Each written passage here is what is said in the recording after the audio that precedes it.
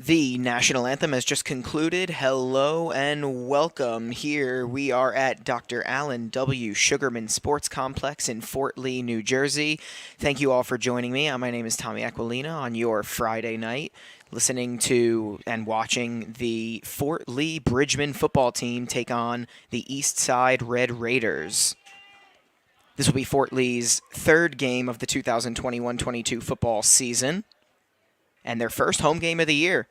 Home opener for the Bridgmen here on Friday, September 23rd. They enter this game 1-1 on the season and 0-1 in conference. That is the Super Football Conference.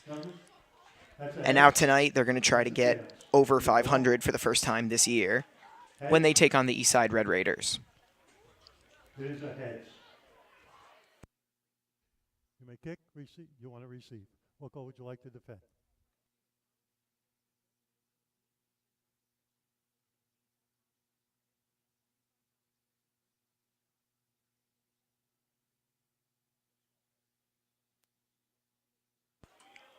So the coin toss has just taken place, and the visiting Eastside Red Raiders have won that coin toss. They have elected to receive, and so they will get the ball first. Fort Lee will start off the second half with the football.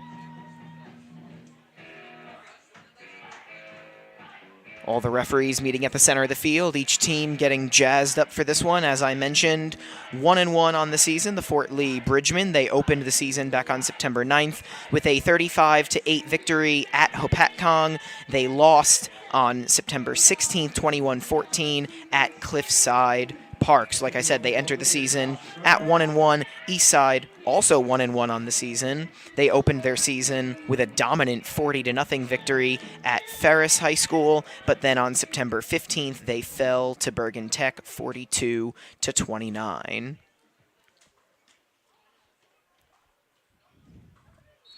So Eastside has shown an ability to put points on the board, and they will receive.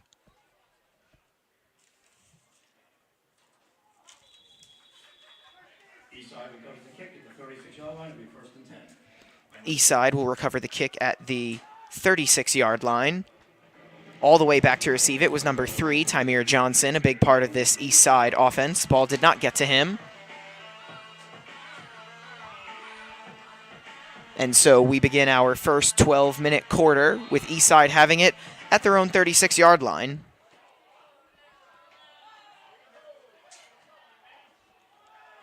A couple players share the quarterbacking duties for Eastside. Number 8, Xavier Smith, the senior, and then also number 9, the sophomore, Kelvin Grady.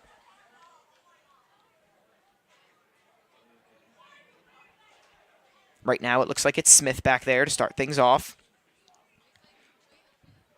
And he's going to start the game off with a handoff. It is Tymir Jackson who gets the handoff, and he's going to take the ball not quite to the 40-yard line. Jackson on a 2-yard gain. It'll be 2nd and 8 at the 38.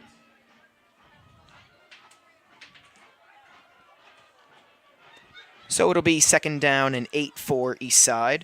Mentioned that Tymir Jackson is a big part of this Eastside offense. He leads the team with 321 rushing yards. That's on 19 carries, and he has 4 touchdowns in 2 games so far this year.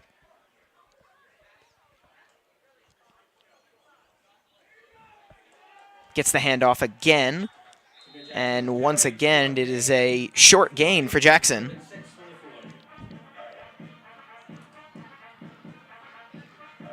Looks like, in fact, it's going to be no gain, so 3rd and long for Eastside to start things off. Fort Lee has boasted a solid defensive showing in the first 2 games of the year, only allowing 29 total points, not quite 15 per game.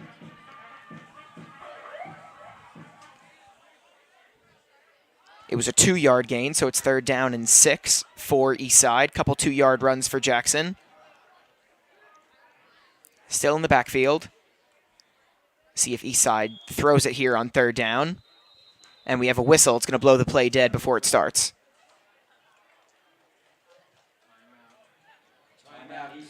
And Eastside is going to take a timeout here. Their first drive of the game. They will use up their first timeout of the first half. It is with not quite a minute and a half gone by. Eastside wearing their white uniforms, red pants to go along with their red numbering and nice red helmets, which show up really nicely here with the lights blaring. Obviously not too late at night yet, but these two teams will play under the bright lights tonight. And then for the Bridgemen, they have their sleek black uniforms and black helmets on with an orange stripe going down their helmet, and then also the orange outlined numbers. They are difficult to read, but they do look nice, especially close up.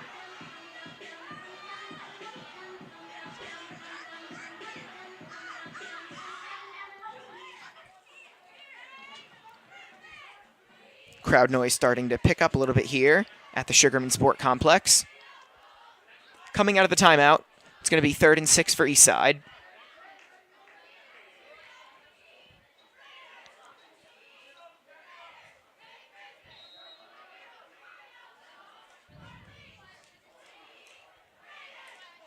Man in motion.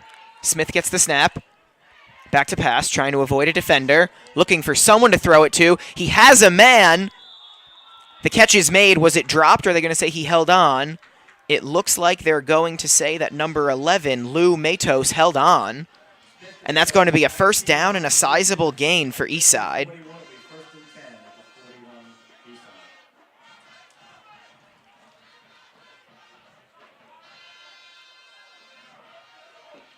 So from their own 40 to the Fort Lee 41, Eastside is now in business.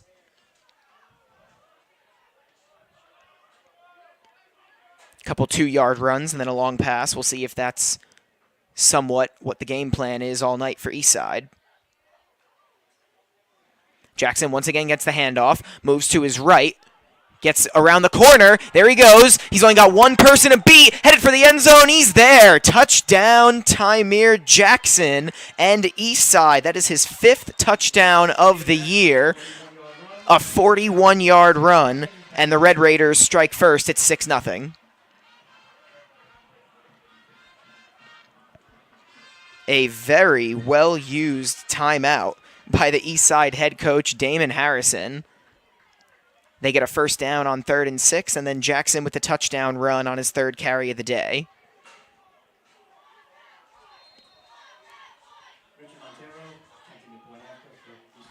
It'll be number 16, Richard Montero, trying to add the point after.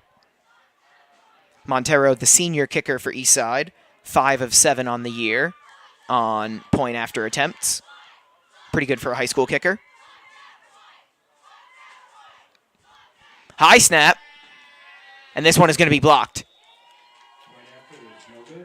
So now he's 5 out of 8 on the year.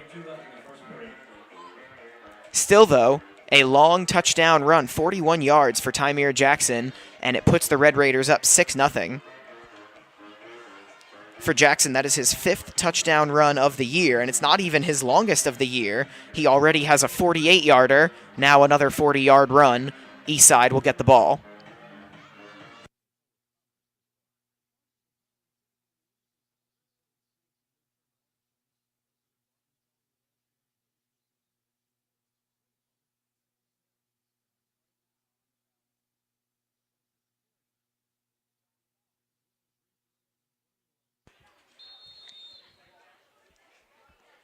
Eastside set to kick off after taking a 6-0 lead. Couple players back to receive for the Bridgemen. The kick is high up and handled. And it looks like it's going to be pretty decent field position for Fort Lee to start things off. It'll be 1st and 10 at the 31. And so quarterback Raymond Lau and the Bridgemen will take over and get going, down 6-0. Lau, the senior quarterback, still looking for his first touchdown pass of the season. He's thrown a couple interceptions. 35 completion percentage for 82 yards in the first 2 games of the season. It's been a solid rushing attack, though, for Fort Lee, led by Savion Camano and Aiden Colon. First play of the game is a handoff. And getting past the 40 and almost to the 45-yard line 13-yard gain by the Bridgman on the is number 8, Aiden Cologne. by Cologne, 1st and 10 at the 44, 13-yard gain. Cologne coming into this one led Fort Lee with 183 yards on the ground on 20 carries, 1 touchdown. Sizable run there. And Fort Lee is at their own 44.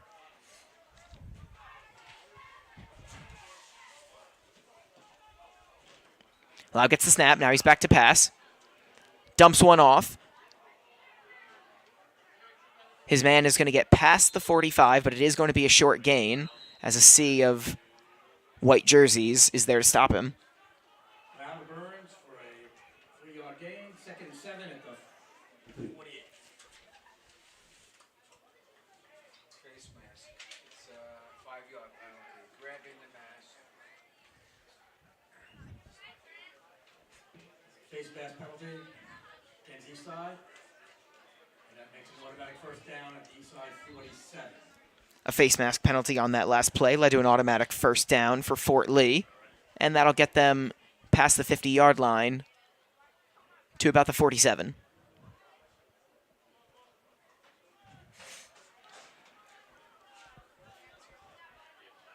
So a good start for both offenses. Cologne with a nice run for Fort Lee, and then a penalty giving them a 1st down. 1 yard short, I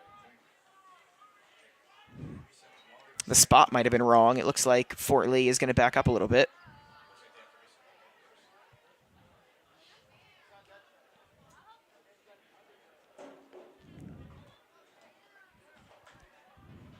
I think it's 2nd and 1, but we'll see.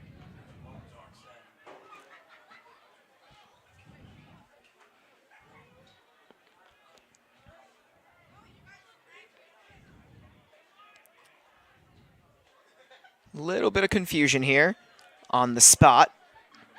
So everybody is working to get the chains and the ball in the right spot. Change going to reset. 2nd and 1, 47. And so it's going to be 2nd and 1, not a 1st down on that play. Instead of 5-yard penalty, makes it 2nd and 1. Players in motion. There's another handoff. Right through the middle is the running back. And past the 40-yard line of Eastside is the runner for Fort Lee. There's a 10-yard gain to the 38.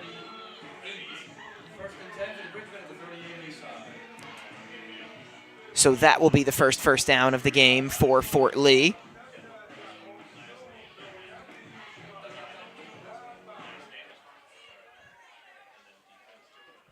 And now they're in business set up at the 38. Still not 4 minutes gone by. It's another handoff. Running up the middle and getting a decent gain is another Fort Lee runner. It's a good Fort Lee running attack. 9-yard gain on the play, 2nd and 1 at the 29 of Eastside. 9 yards on that play. There have been 4 primary rushers this season for Fort Lee. Savion Camano, number 3. Aiden Cologne, number 8. David Gutierrez, number 18. And Tajon Burns, number 26. And so far, so good for Fort Lee here tonight. Lau gets the snap, going to hand it off again. His man is running to his right. Does not get taken down by a tackler and ends up getting past the 20-yard line. Cologne on the run, 1st down to the 17. 12-yard gain on that run. 1st and 10 at the 17. It's only been one drive, but we have already seen some solid yak yards after contact numbers for Fort Lee today. The Bridgemen almost seem like they will not be denied. And they're now into the red zone for the first time tonight.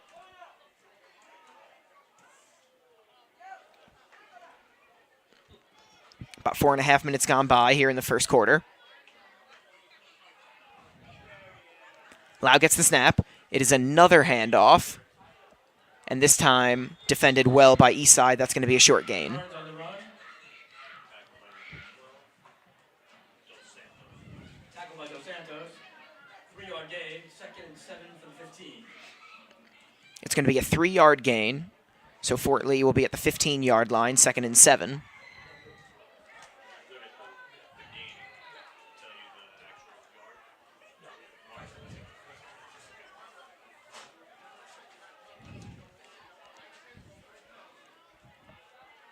Lau moving his players around, directing traffic, now gets the snap, fakes the handoff, throws to the end zone, and a ridiculous one-handed catch was almost, but not quite made in the end zone, so it'll be third down.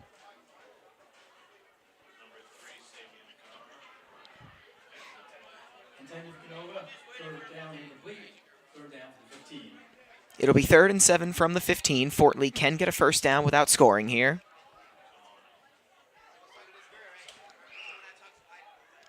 Let's see how they decide to play this. Nifty play, handoff, Kamado on the run. First down. and that will indeed result in a first down, but not a score. So 1st and goal now For the Bridgman. for Fort Lee. It's a 10-yard run on 3rd and 7, so now they're at the 5-yard line. Number 38 Williams. First and goal for the Bridgman for the 5. Looking to tie this game at 6, as about 6 minutes have gone by here in the first quarter.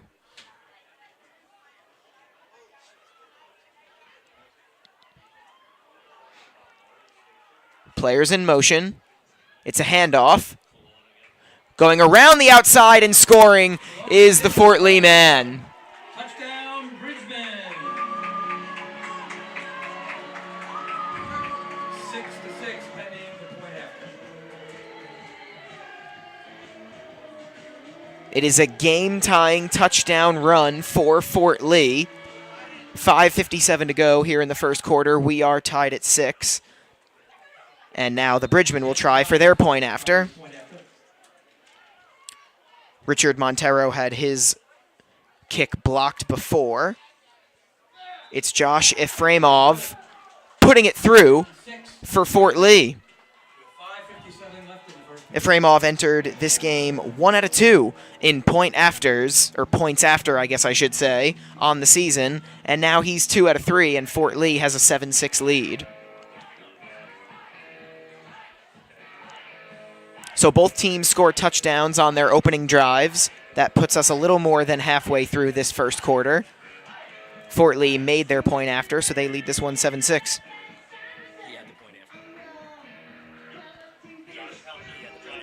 And it was actually my mistake. Stasi Katsayanis, who ended up kicking in the point after, not 72, that was number 54.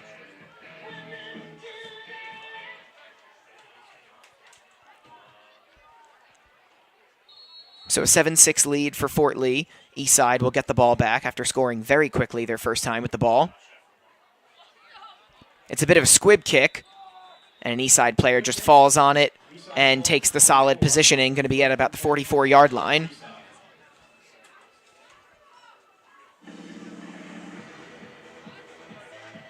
Both teams have been fortunate so far to have solid field positioning, and they've both taken advantage.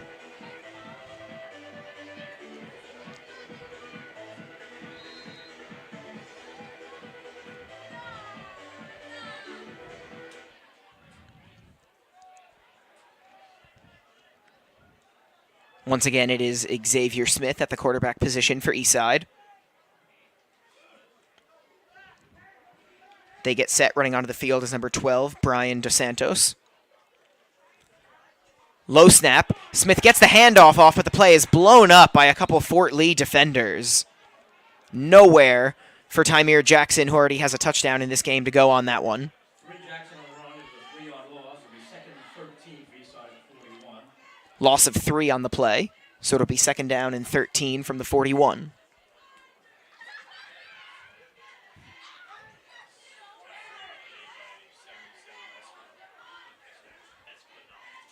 The tackle was by Espinal on that play. Second and 13 from 41.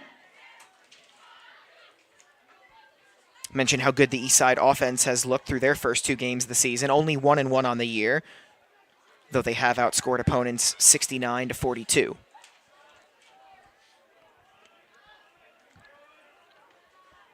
Trailing this one 7-6. Once again, it's Jackson next to Smith. And we have another whistle, and it's going to be a delay of game against Eastside. That'll bring the ball back. That'll bring the ball back to the 36. 5-yard penalty, repeat 2nd down. Second and 18 from the 36. So that's a 5-yard delay of game penalty, and that'll push Eastside back even further. It'll be second down and 18 from the 36. And they might have just gotten those 5 yards back. They did not. Deciding if this was a false start. And it was a false start, so 5 more yards back for Eastside as they are squandering their good field position that they had. Loss of 3 on a run, and then a 5-yard delay of game and a 5-yard offsides penalty.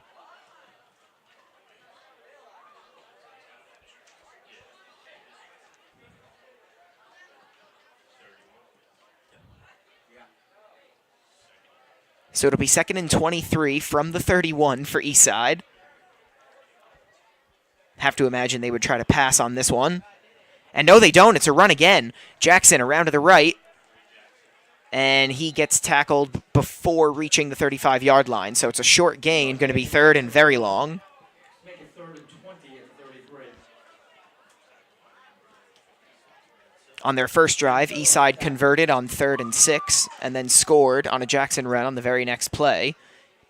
Here it's 3rd and 20. Just under 4 minutes gone by. Here in the opening quarter, Fort Lee leading Eastside 7-6. Both teams looking for their second win on the season. Man in motion, now Smith back to pass. Has a ton of pressure. He does get the pass off. It's caught by Jackson. Jackson gets past the 50-yard line. He will not quite get to the first down marker. It's an 18-yard catch on 3rd and 20. Does head coach Damon Harrison want to go for it here on 4th and 2? Just barely in Fort Lee territory.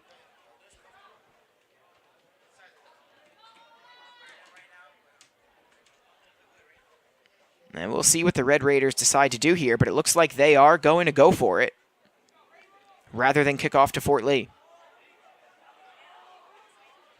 Big play here early in the ballgame. 4th and 2. Smith gets the snap. It's another handoff. Jackson makes a man miss, but gets bottled up by 2 more. He's not going to get there. That'll be Fort Lee ball on a turnover on downs. One big play for the Red Raiders was not enough, and now the good field position battle continues. Fort Lee will have it at about their own 48-yard line.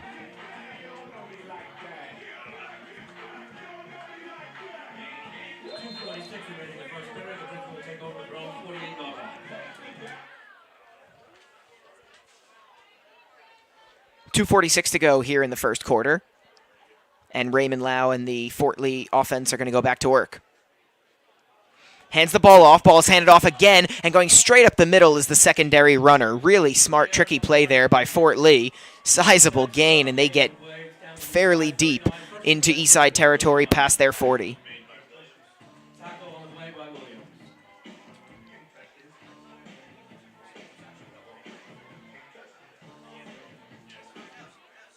Each team trying to run the ball down the other's throat. And so far, Fort Lee been a little bit more successful.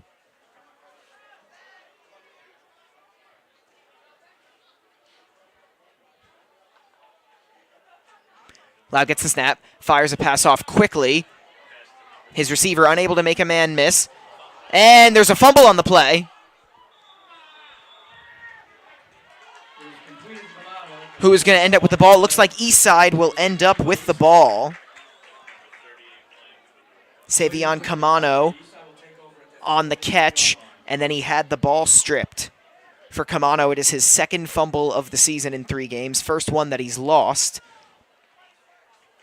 And Eastside will take over on the second play of the drive. Eastside will take over at their own 32-yard line.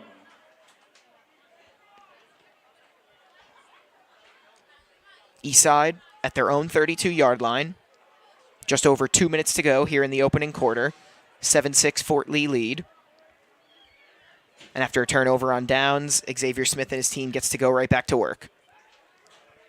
Quick pass, and it is not caught.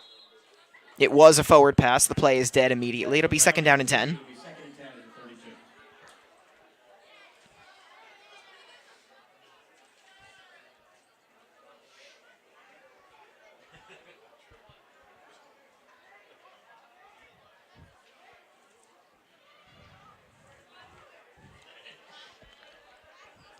Xavier Smith, the freshman, starting at quarterback for Eastside.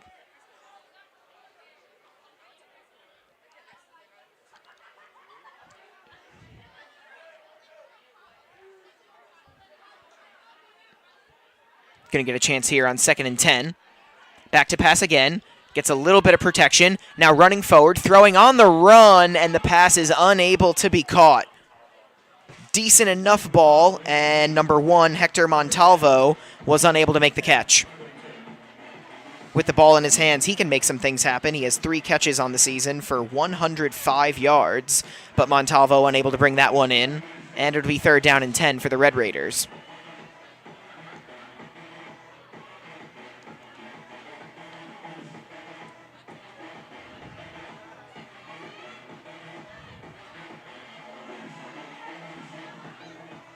A Red Raider offense that is led primarily by the combination of Tymir Jackson and Jakem Brown.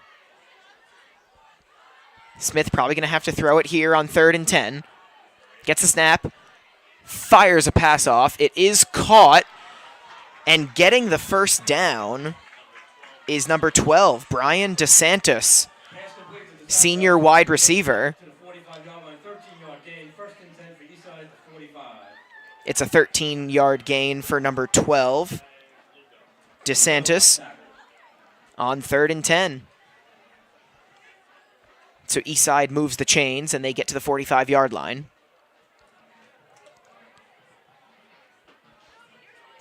Their own 45-yard line. Less than 100 seconds left here in the opening quarter. 3rd possession of the game here for Eastside. They scored a touchdown on their first one, turned the ball over on downs on their second drive, and then a fumble recovery led to this one. Penalty flags fly, Dead ball, false start. and that's going to be a false start against Eastside. 5-yard penalty, repeat first down.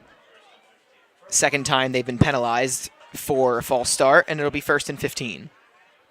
First and 15 for the 40 for Eastside.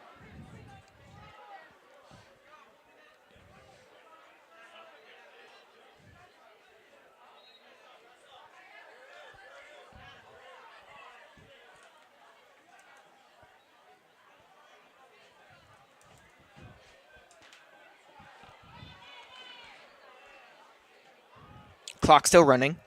Now under a minute to go in the opening quarter. Smith gets the snap, and it looks like he's going to take this one himself. He runs up the middle for a pretty short gain. Smith, no gain on the play. Second and 15 from the 40. They're going to say there was no real gain. So 2nd and 15 here. Back by Rami on the play. Second and 14 from the 41. Now they're going to give him a yard, so it'll be 2nd and 14. Probably time for one more play for Eastside with under 30 seconds to go in the first quarter as they trail 7-6.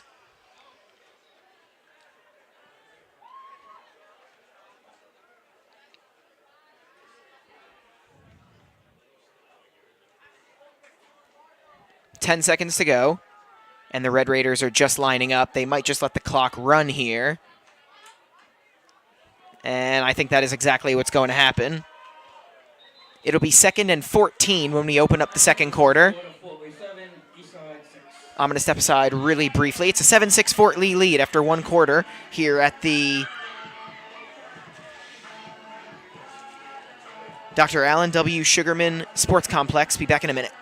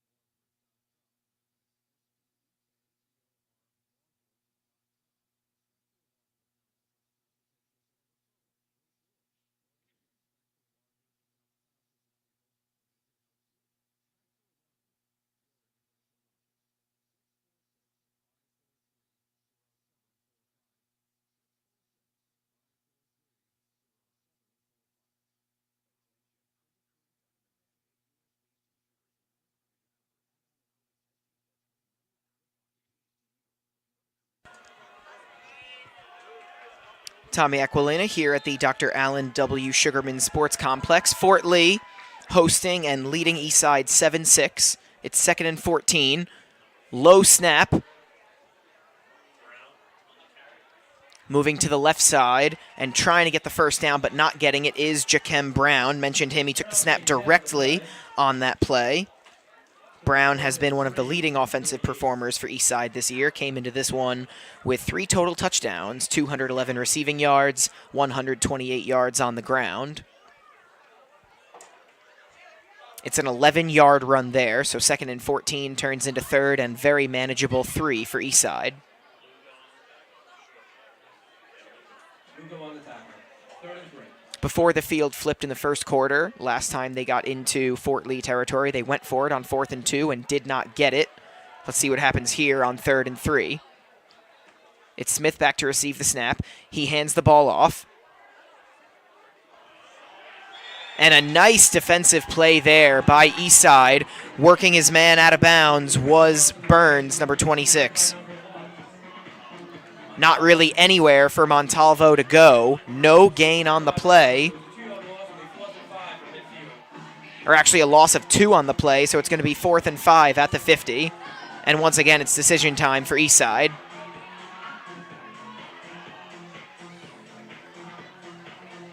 Smith was coming onto the field.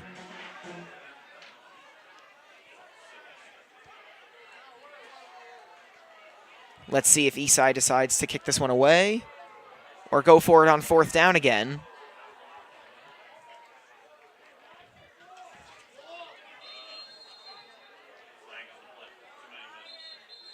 There's a flag on the play. Fort Lee was preparing for anything. Illegal substitution.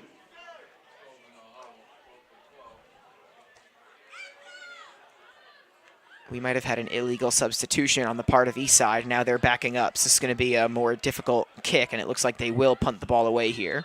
4th and 9 from the 45. It's going to be 4th and 9. For those curious, they will be throwing the ball, and the play is completed. Jakem Brown had plenty of space, and he was able to make the grab and head to the ground untouched. Smith to Brown on 4th down conversion.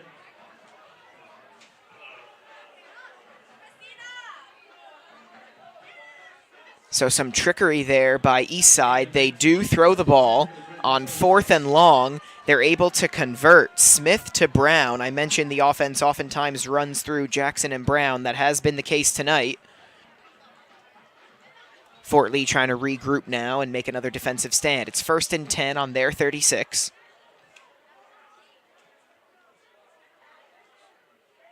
Smith with Jackson on his left. Hands the ball off to him. Jackson hit from behind, shakes his man, gets through another tackle, and eventually gets taken down at right about the 30-yard line. It's a 6-yard run. Tough run for Jackson. Tackle 2nd and 4 from the 30. So Eastside showing an aversion for punting the ball away. They're now 1 out of 2 on 4th down conversions. Smith getting told to play, now heading back into the huddle. A little over 3 minutes gone by here in the second quarter.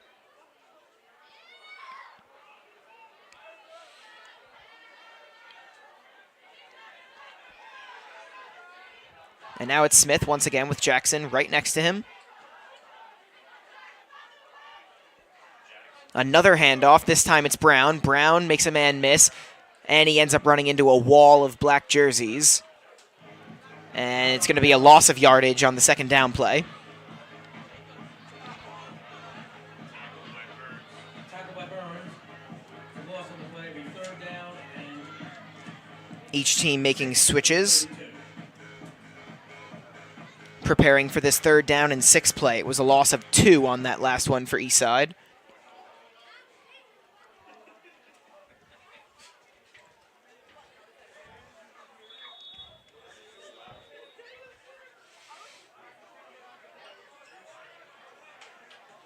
And now another timeout is taken.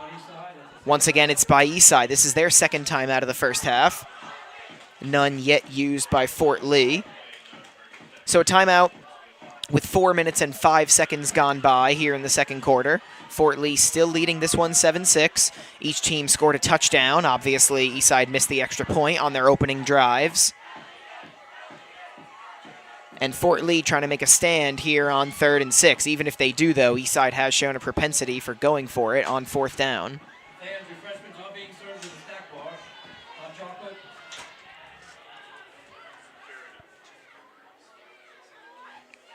Chicken fingers, fries, candy, hot chocolate, drinks. Now available at the snack bar if you need to get something to drink. Looking at Fort Lee here in their home debut. Started the season with a couple road games, went 1-1, a win over Hapatcong, a loss to Cliffside Park. Next week, they'll be on the road again on October 1st. That'll be Saturday, so they are going to get an extra day of rest. They'll be at Ferris. Looking to improve to 2-1 on the season. Smith fakes the handoff to Jackson, makes a man miss, shakes another man off. Really fighting for that extra yardage, but he is going to be short of the first down. 4 or 5. It's going to be short, 4th and short. Eastside likes to go for it on 4th down, so it is important whether or not it's 4th and 1 or 4th and 2. And it's going to be 4th and 2, a 4-yard run there. It also looks like there's an injured Eastside player. That's number 66, Brandon Ortiz.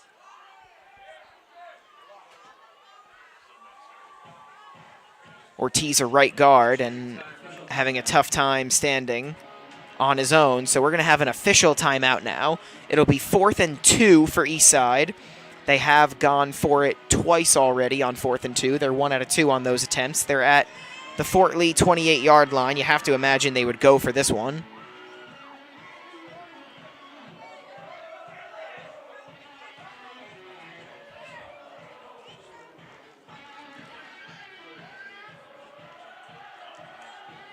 I'll step aside for a minute during this injury timeout.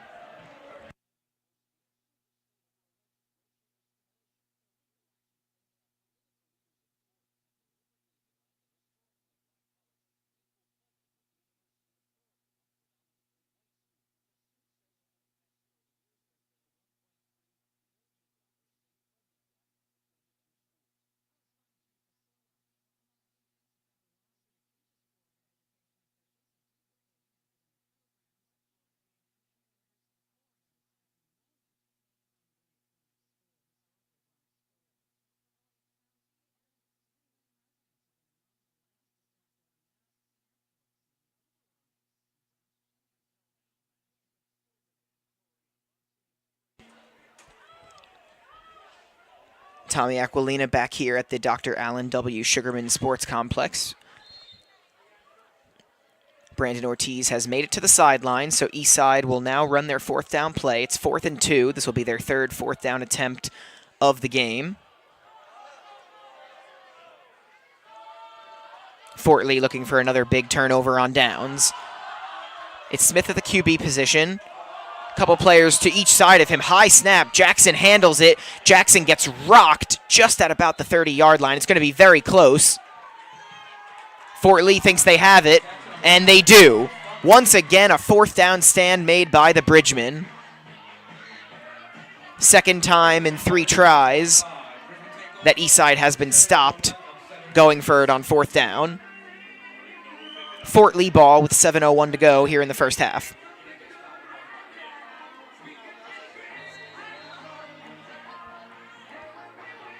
Fort Lee taking over at their own 26.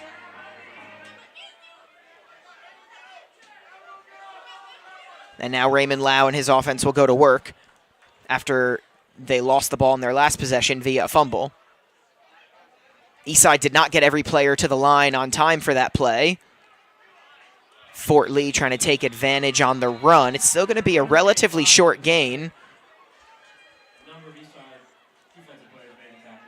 Definitely could have been worse for Eastside on that one. They didn't have enough men at the line. But they hold Fort Lee to a 4-yard gain. 2nd and 6 from the 30 coming up.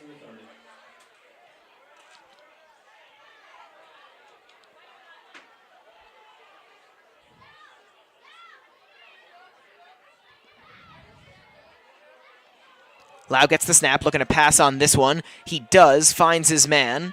And he is tackled at about the 31-yard line. Going to be a minimal gain there to be third and about medium. 2-yard gain on the pass. To Burns. It will be 3rd and 4 from the 32. They're going to say it's a 2-yard catch, so 3rd and 4 for Fort Lee here. Deep in their own territory, you definitely want to get the first down here and at least give yourself a little bit of breathing room as we're more than halfway through the second period. Players in motion. Lau set to get the snap. He does. It's a handoff on 3rd down. Second effort tackle for Eastside. And did Fort Lee get the first down? They did, in fact, get the first. 5-yard gain. 1st and 10 for Bridgman at the 37. Just enough for the first down. Fort Lee moves the chains, and it'll be 1st and 10.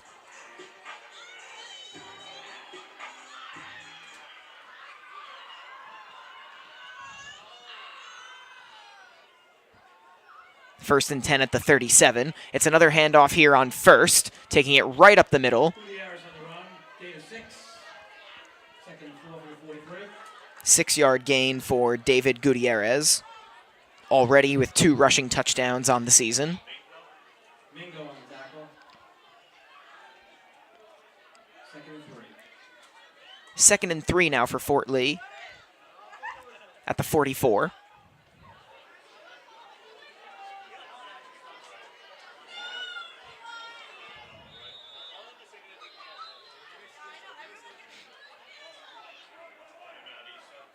We have a whistle, and I think that is the 3rd and final timeout of the half for Eastside.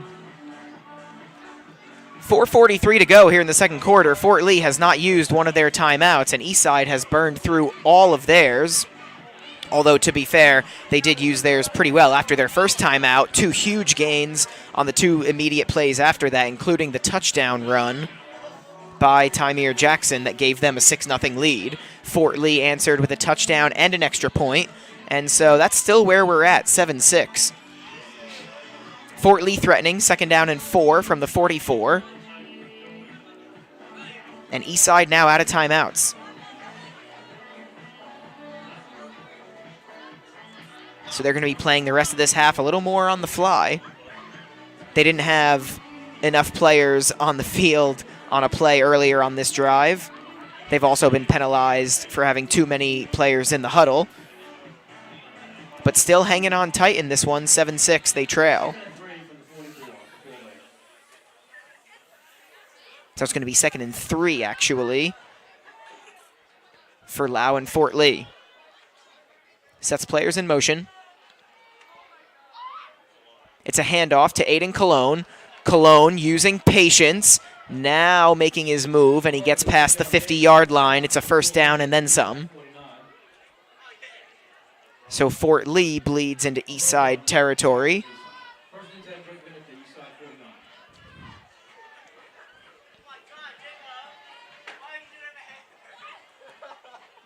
Clock restarts here, about 4.5 to go in the first half. Fort Lee trying to go up by 2 scores, and then it could be a double whammy because they get the ball to start off the second half. It's a handoff. Gutierrez on the carry. Gain of 3. 2nd and 7 for the 46. It's a 3-yard gain for Fort Lee on that one. So it'll be 2nd down and 7 with 4 minutes to go here in quarter number 2.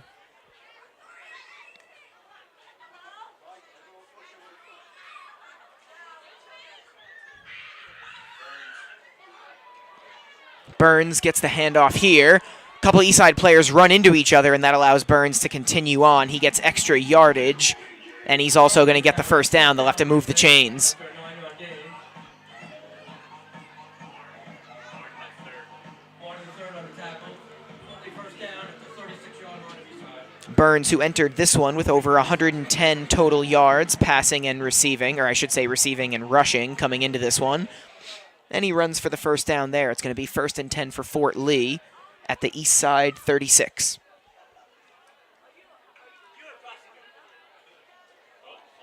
Lau drops the snap, and he's going to be content just to not lose the football on that one. Significant loss as he is tackled primarily by Montalvo. Second and 16.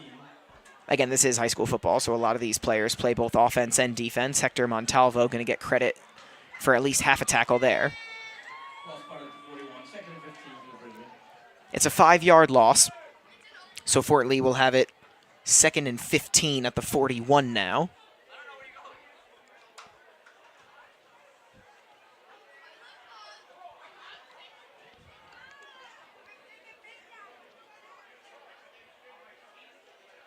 Clean snap this time. Lau gets his pass off. It is caught, and then the tackle is made immediately at the 35-yard line. That was Emmanuel Mingo, the linebacker, on the tackle. On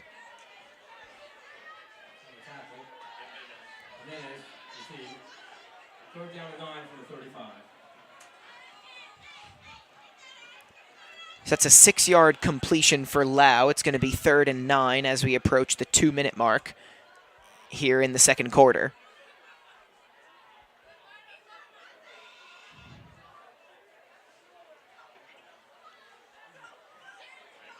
Lau gets the snap, takes a hit, gets the pass off impressively. It is completed. It's going to be a short gain. Burns on the completion to Lau. 1 yard gain of the 4th down.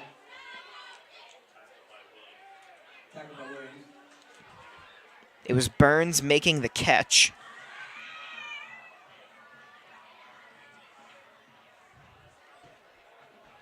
And then on the Eastside side, it was Malachi West Williams making the tackle.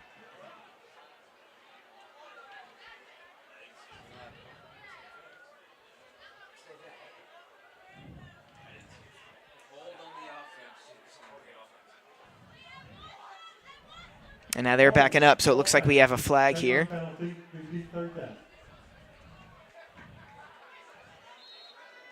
There was an offensive hold on the play, so Fort Lee is going to get backed up.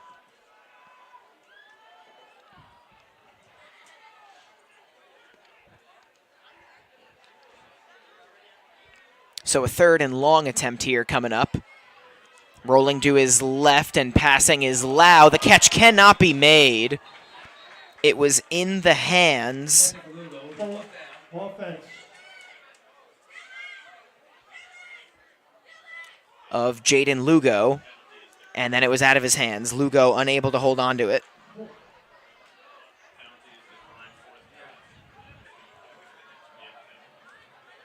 So on 4th and 17, it looks like Fort Lee is going to punt this one away.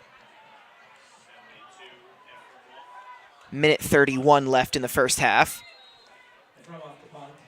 Fort Lee will, in fact, get the second half kickoffs. They're just going to try to maintain this 1-point lead going into halftime. Jackson and Brown back for Eastside.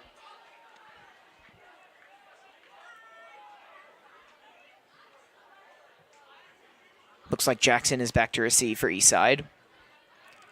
Low snap. The punt is gotten off. And it's actually Brown back to receive the kick, but it will not get to him. Where are they going to spot this one? 23-yard kick. At the 22. 22.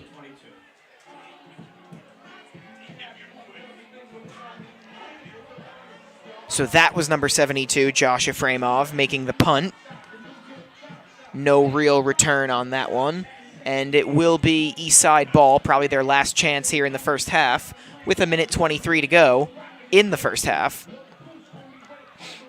Both teams scoring on their opening possessions, and then nothing since then. 7-6 Fort Lee.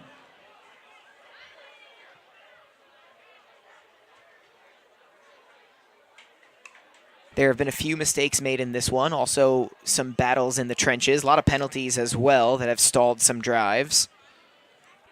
But now an opportunity here for Eastside, down by 1. Heading into the half. Some movement and a high snap. It is recovered. No tackle being made, and finally getting chased down is number 7, Malcolm Chapman. Several players worked hard on that one for Fort Lee, and eventually the tackle was made. So Chapman unable to get a pass off. Giannis on the tackle. Loss of 7. Second and 17 for the 15-yard line. So that's going to be a 7-yard loss. It'll be 2nd and 17 from the 15 Got a new rule this year. It's like college. for Eastside. He should have threw that away. That's what that. First timeout taken by Fort Lee. Eastside is out of timeout, so in a way, Fort Lee is helping them out here, but also head coach Charles Salame also wants to make sure that his team knows what they're doing. You don't want any, certainly not any mental mistakes late in the game, or late in a half, as Fort Lee is trying to cling to this 1-point lead. Go back inside and still throw it. Salame and his team went 5-4 last season and 4-3 in conference. 1-1 this year, 0-1 in conference. Looking to win their home opener, currently leading Eastside by 1. And now everybody's back on the field. It's going to be a 2nd down and 17 play. It looks like once again Chapman will take the snap here. He's got Brown to his left. Chapman back to pass. Right-handed thrower, trying to get the throw off, trying not to get tackled. Eventually dumps it off to Jackson. Jackson to the 20, to the 25, to the 30, and eventually gets pushed out of bounds. Could have been a bigger play. It was avoided. The tackle was made by Johnny on the spot for this Fort Lee defense, Gabe Jimenez. Entered the game leading the team in tackles. Also already has blocked a field goal, so he's having a really good start to his season. Makes a nice tackle there. Just under a minute to go here in the first half.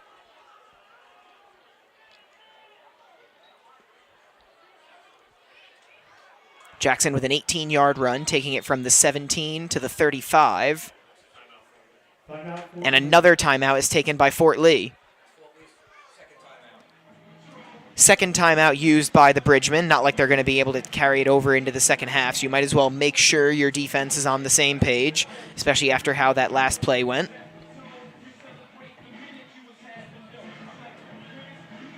.2 seconds on the clock. Eastside at their own 35, trying to make something happen here in their last possession of the half before they have to kick it back off to Fort Lee.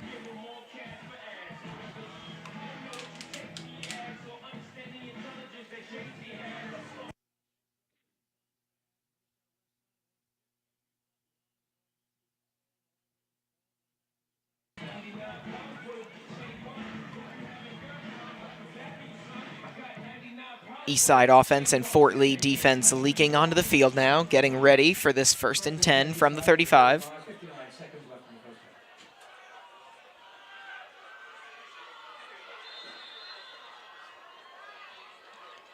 half. Jackson waiting for company. It's going to be Malcolm Chapman again, probably receiving the snap.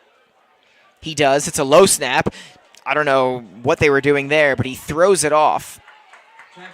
The catch is made by Montalvo, and he ends up getting positive yardage on the play. I wonder if they were deciding if he was going to hand it off or if that was a designed play. They end up getting positive yards out of it. Clock has... And it was a false start. Personal foul, face pass, defense. It's another false start for Eastside, so they do not, in fact, gain yardage on the play. They're going to end up...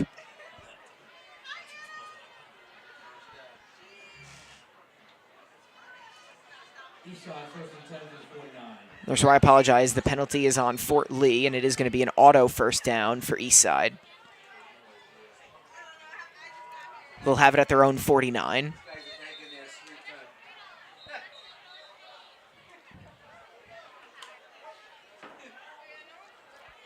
Clock showing 40.5.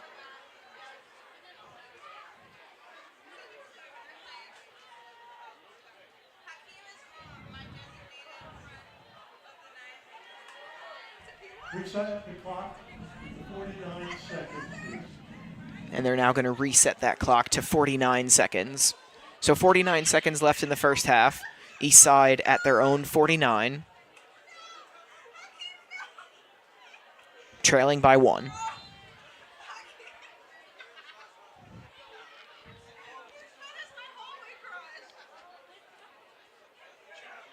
Snap rolls to Chapman. He ends up handing it off. Jackson is going to just get back to the 49.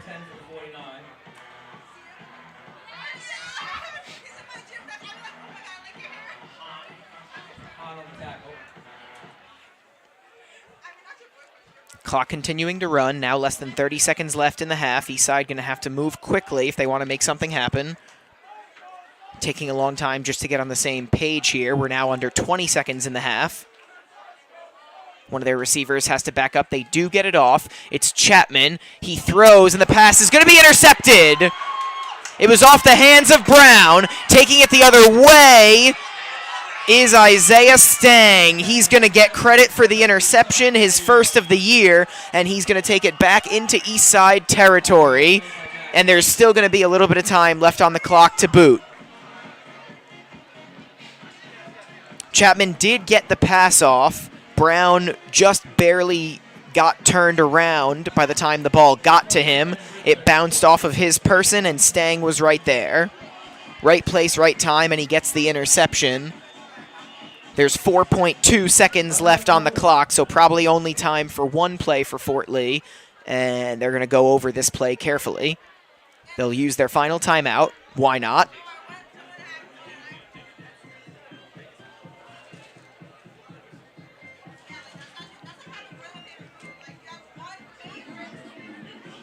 So Coach Salome discussing his options with his team. They hold a 7-6 lead, but they have not scored since their opening possession. Both offenses looked great on their opening possessions, but since then they've looked a little stalled. We've seen lots of penalties, a turnover now on each side. And the fans in the stands are getting excited. They really came alive after the interception on that last play. And now they might have one more exciting play in store for them before the half.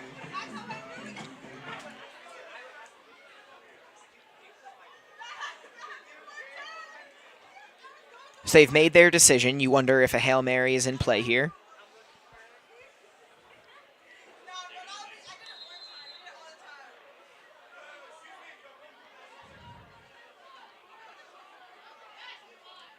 Lau gets the snap.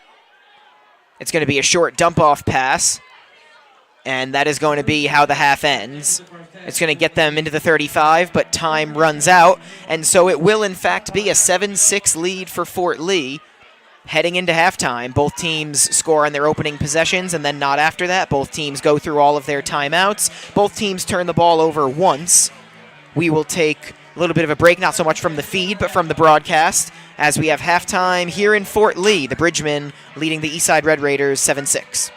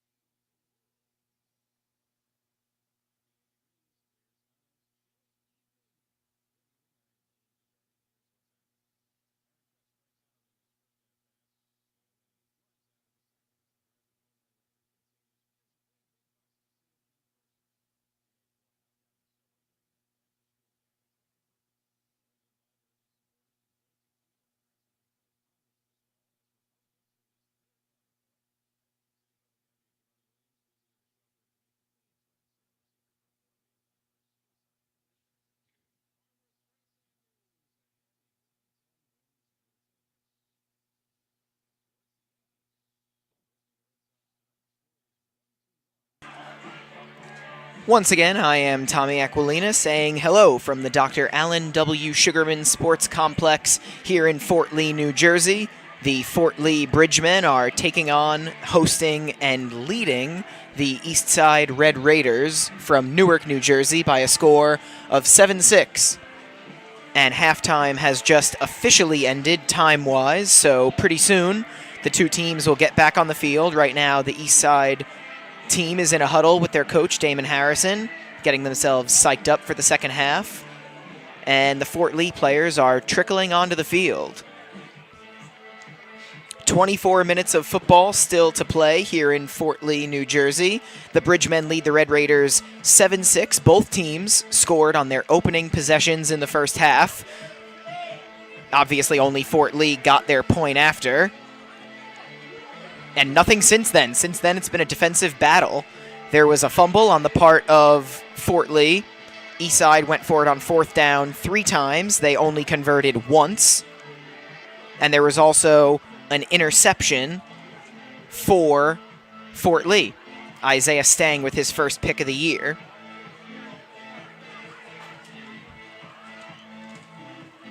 Rushing touchdown for Tymere Jackson, his 5th of the season for the Red Raiders.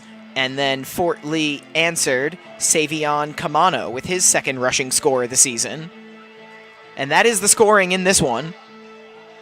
Eastside won the coin toss. They elected to receive, so they will kick off to Fort Lee to start the second half here.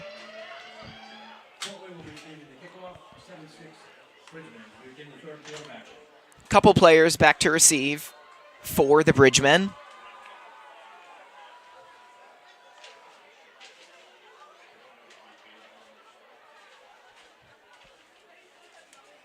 Eastside kicker getting ready. The kick is up. It's a short one. It is caught and held onto right at the 41-yard line. And speaking of Savion Kamano, he was the one who caught that ball. So we are underway here in the second half.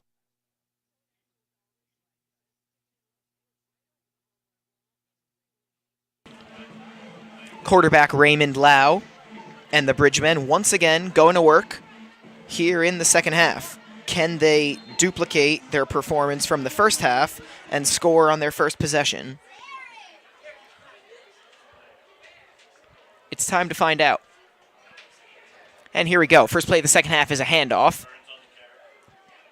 Ball taken right up the middle. And a solid gain. It's Tajon Burns carrying it up to the 50, and now we have a little bit of a scrum.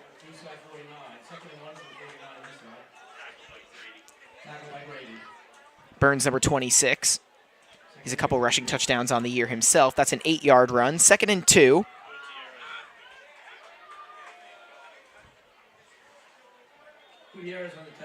That time it was Gutierrez on the carry. Gutierrez gets the first down, so 2 plays and 1 first down for Fort Lee.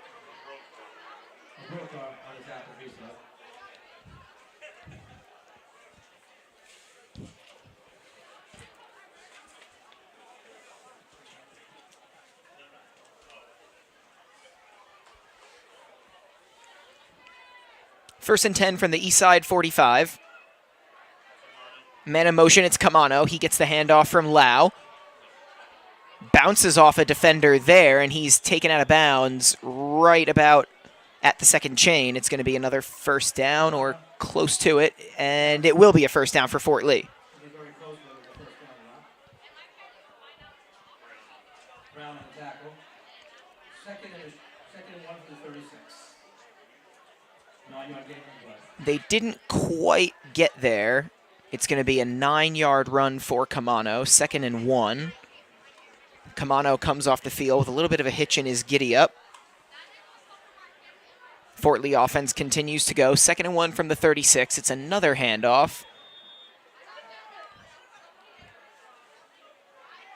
And that time, Fort Lee gets the first down and moves the chains. So 4 plays, 2 firsts. And Fort Lee's going to have it at the Eastside 34, trying to add on to this 7-6 lead.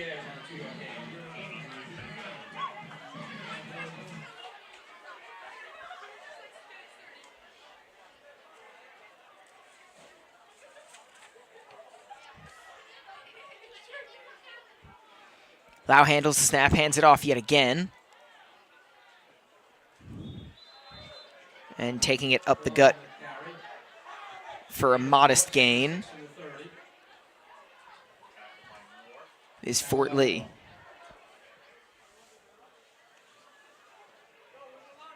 Number 20, Devon Moore, making the tackle on that one for Eastside. It's a 4-yard run, so it'll be 2nd and 6 here from the 30-yard line.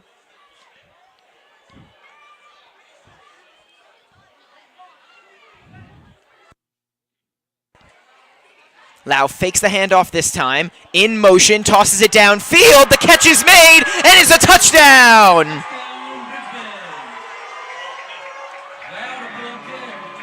Number 11, Paul Kim, making the touchdown grab. It was a blown coverage, and the fans here in Fort Lee go crazy for their 2nd touchdown of the day, first of the second half.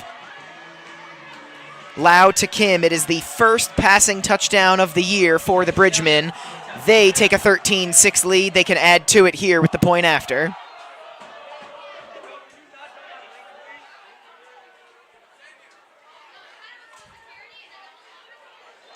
Some hesitation there on the kicking attempt, and it is no good.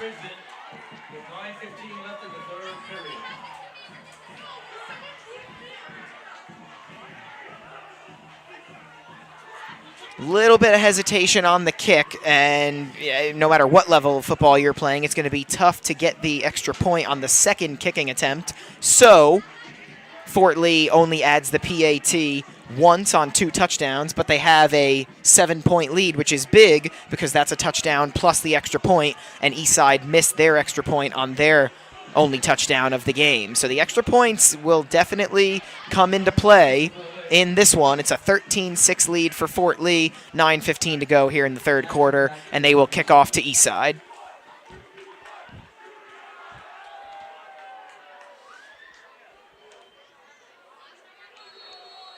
Paul Kim entered this one with 1 reception on the year. Obviously, that's his 1st touchdown catch of the season.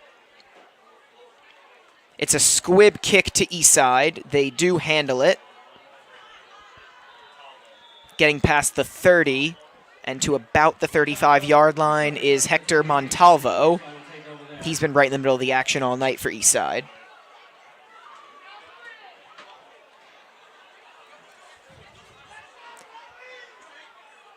So Fort Lee scores on their opening possession of the game, and they start off the second half with a touchdown. They missed the extra point. Let's see if Eastside can respond in the way that the Bridgemen did in the first half. They've had Xavier Smith at quarterback for parts of the night. Now it looks like it's Malcolm Chapman. He was the one who threw that interception to Stang right at the tail end of the first half.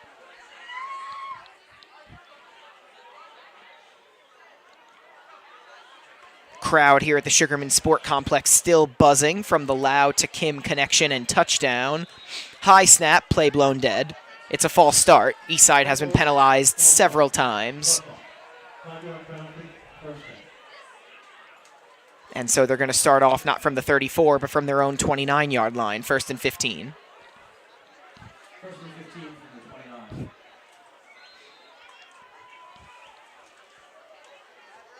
So for Lau, 1 touchdown pass, no turnovers. Meanwhile, the quarterbacks for Eastside, no touchdown passes, and 1 turnover on the interception. Another high snap. Chapman's going to take this one himself. Or no, it went right to Jakem Brown. Brown making several players miss, but eventually 3 black jerseys converge on him, and he's taken down at about the 30-yard line. Minimal gain. Base back. Flag.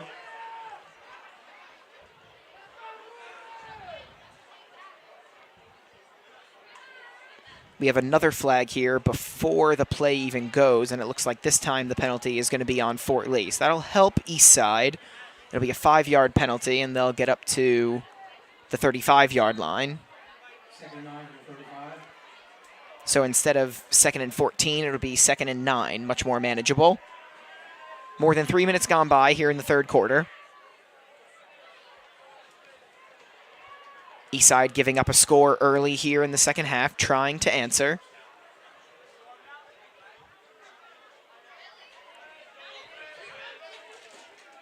The Eastside offense so powerful, scoring more than 25 points each of their first 2 games of the year, held to 6 in the first half tonight. And now trying to answer. Fort Lee crowd getting loud, getting really into this one. And we have another flag on the play. Chapman was getting ready to unload a pass. A defender was getting ready to unload on him, but the play blown dead because it was another false start on Eastside. We've seen a good number of penalties tonight, but a lot of them have just been the simple things. A delay a game for Eastside, more than a few false starts, and now the Fort Lee players are trying to get the crowd to get even louder. This is about the loudest and most excited they've been tonight, as they can smell blood in the water. 7-point lead over Eastside. And now it is, once again, 2nd and 15. Chapman set to take the snap.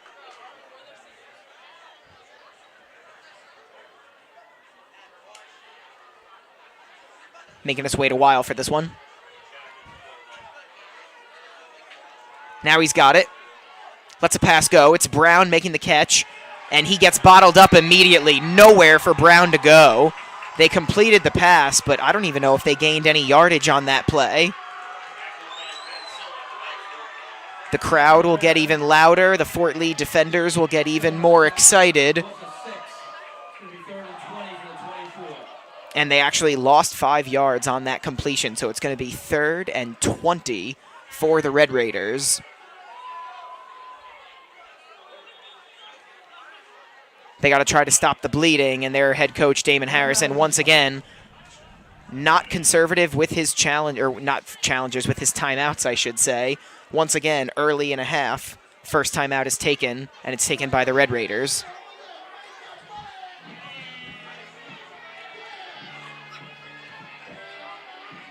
Big spot in this game, even though it's so early in the 3rd quarter. Neither team has been very good kicking the ball to the other. So for Eastside, deep in their own territory, if they're unable to convert here, or at least make it a short 4th down attempt, they could really be in trouble, and Fort Lee could really start to pile on.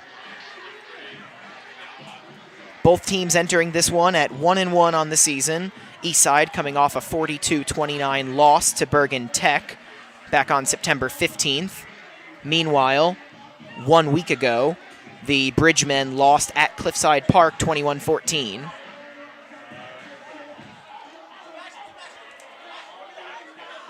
Looking at the rest of the Super Football Conference today, Ferris at Dwight Morrow. Ferris 0-3 on the season.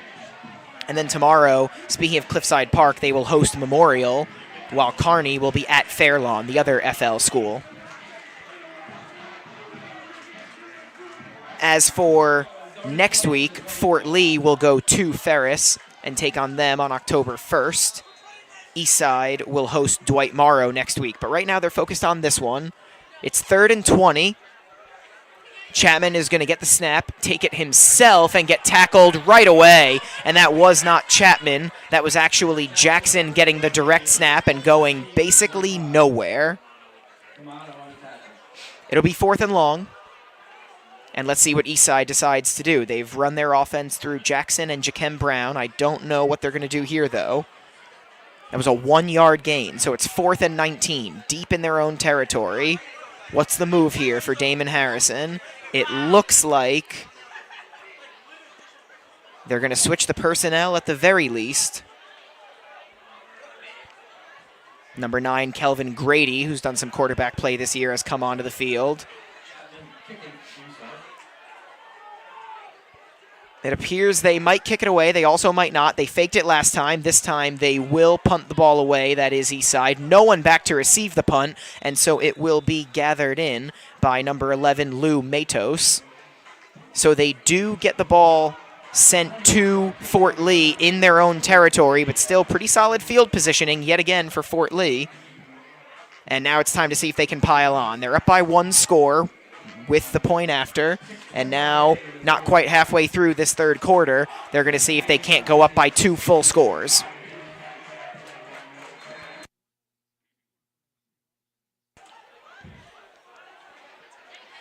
Raymond Lau and his offense back to work through his first touchdown pass of the season on their last offensive play. Gets the snap, they go for the handoff, and it's fumbled. Who has it? Eastside might have fallen on that one, and they did. Boy, oh boy, did they need that. Incredibly inopportune time for a turnover by Fort Lee, but they fumbled a handoff, and Eastside is once again going to get a chance to answer offensively. Many of the same players will stay on the field, excluding Lau, for the Bridgemen. Obviously, you don't want your quarterback to get injured, but a lot of the same players going to now have to make a defensive stand in their own territory. What a huge momentum turn. Fort Lee trying to go up double digits, 2 scores, and now Eastside has the chance to counter. And after a dreadful offensive possession, they immediately get the ball back with another opportunity. It's a handoff to Jackson. Jackson gets tripped up and unable to get serious yardage. There's another flag on the play. Flag on the play.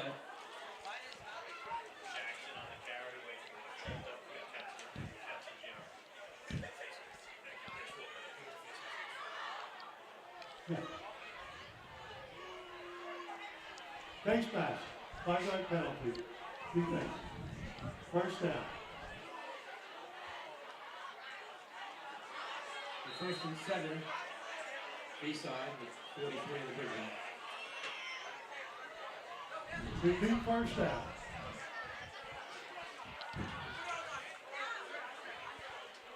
So they're going to redo the first down after the face mask penalty.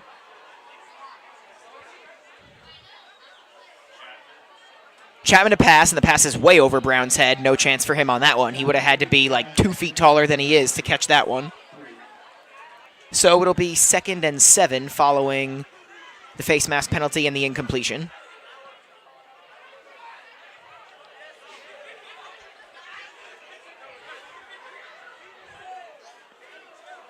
Looks like Eastside riding with Chapman as their quarterback right now. They trail 13-6, more than halfway through this third quarter.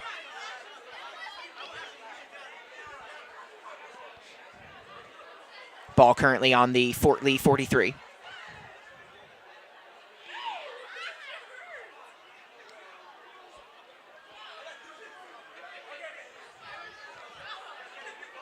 Chapman back to pass.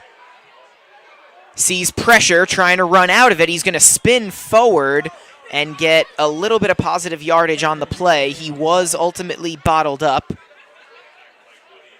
Taken by Gutierrez. It's going to be 3rd down and 5 at the 41-yard line. Gutierrez making the tackle, and it is a 2-yard gain, so it'll be 3rd down and 5 from the Fort Lee 41. Eastside, a golden opportunity here, trying not to squander it. Although now that they're in Fort Lee territory, you wonder, even if they don't get it here, they'll probably go for it on 4th down.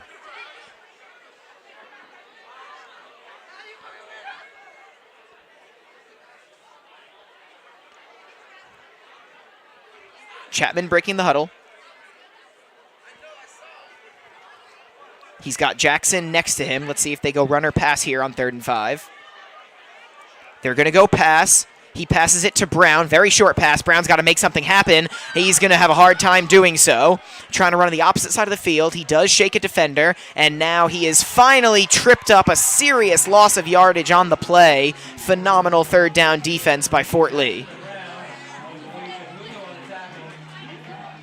That'll be a completed pass, but once again, negative yardage on the play, and it's going to be 4th and pretty unmanageable for Eastside. They might be forced into another punt.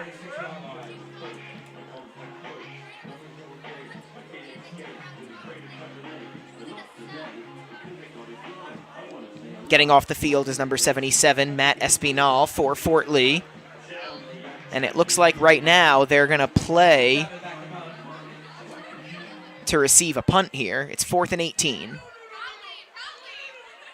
The ball is no longer in Fort Lee territory.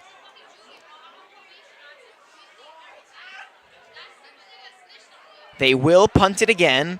No one back to receive. Who's going to get to it? Once again, it's going to be Matos. He's going to let the ball roll. Oh, was that ball touched?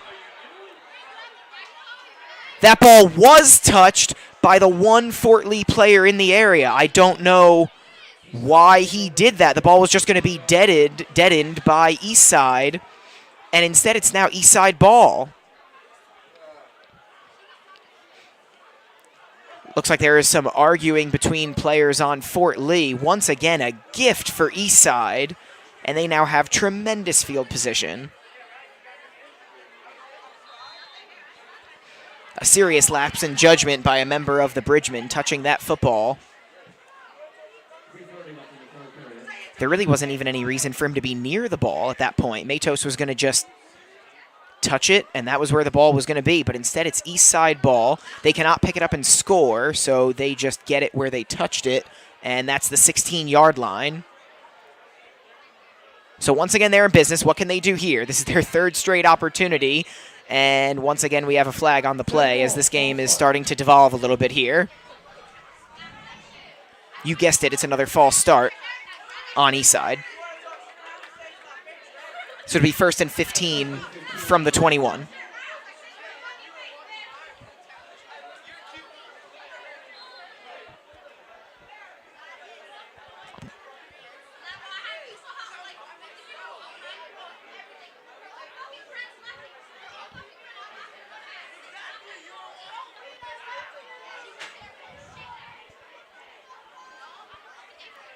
There's 3:06 left here in the third quarter. It's 1st and 15 for Eastside.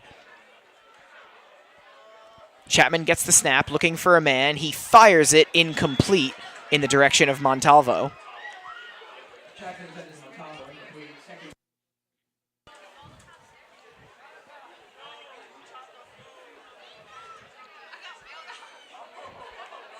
So it's now 2nd and 15 on the 21. Bad offensive possession for Eastside. They've now gotten it back twice, once on a fumble. They couldn't do anything with that.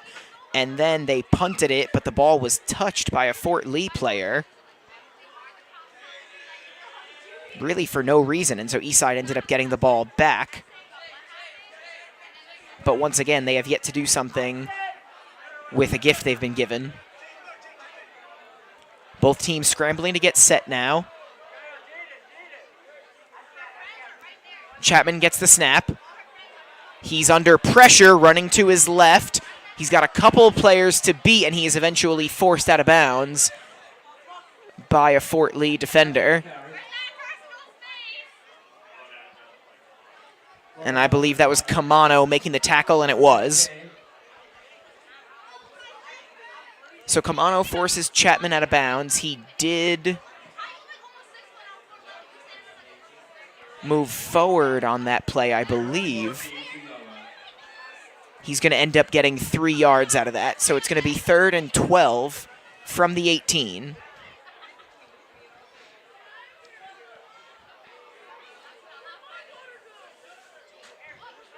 Jackson and Chapman, the two players along with Brown, the offense has been running through, coming back onto the field, telling the rest of the players what they're going to do here.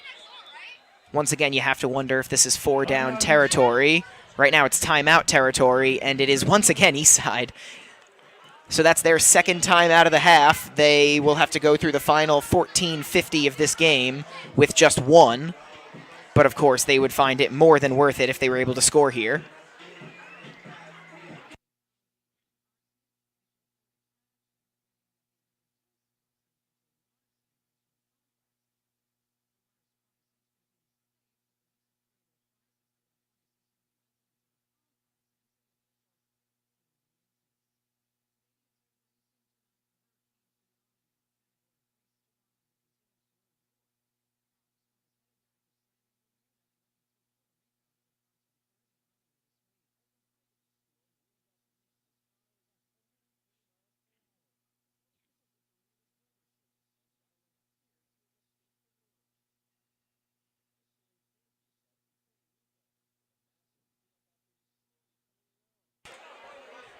So Eastside has come out of their second time out of the half. 3rd and 12 from the 18. Chapman with Jackson to his right. 3 receiver set. Chapman under pressure immediately. He's going to get sacked. Katsuyanis, number 54, with the sack. I believe that is his first of the season. And now, once again, it's decision time for Eastside. A huge sack on third down for Katsuyanis and the Bridgemen. Under 2.5 to go in the third quarter. It's a 5-yard sack. Or no, it's a...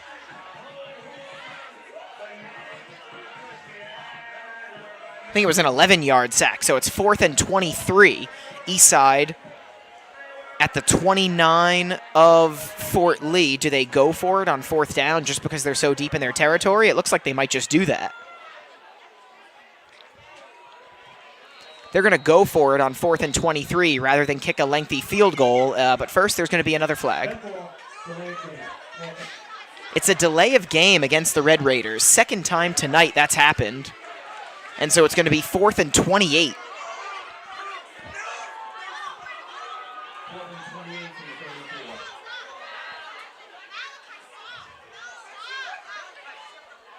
Still going to quote-unquote go for it here on 4th down.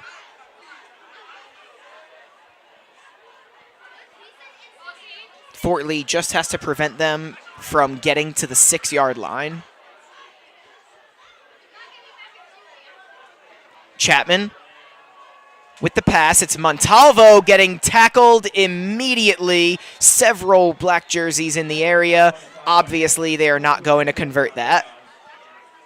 So it's once again a turnover on downs. Fort Lee will take over. They survive the fumble. They survive the miscue on the kickoff, or on the punt, I should say. And now Fort Lee will once again take over and try to expand upon this 7-point lead they currently have. A lot of time went by, but ultimately no points put on the board by Eastside. They still have not scored since their opening possession and missed PAT. Minute 19 to go in the third quarter. Lau with the snap and the handoff. Burns fighting through defenders for decent yardage.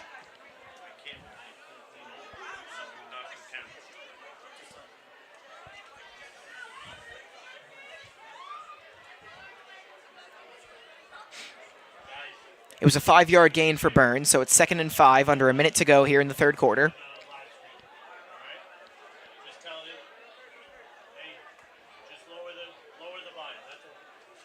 Lau hands it off again. An Eastside player thought the ball came loose. Oh, and it might have. They might have recovered it. They did. There was another fumble by Fort Lee. I couldn't see who it was. But Eastside recovered it. Both offenses have really stalled here. That could be 2 straight possessions for Fort Lee, ending in a fumble, and it is. Eastside going to get, really, between that and the punt return miscue, 3 straight opportunities that they arguably do not deserve. Let's see what they're able to do here with the third one. They have plenty of time as they trail by 7. 37.8 seconds to go here in the third quarter. And once again, Chapman and co. will come out to the field and try to at least close the gap in this one. They recovered the fumble at the Fort Lee 40, so they are in enemy territory. On each of their first 2 gift possessions, they were unable to get the ball even into the red zone.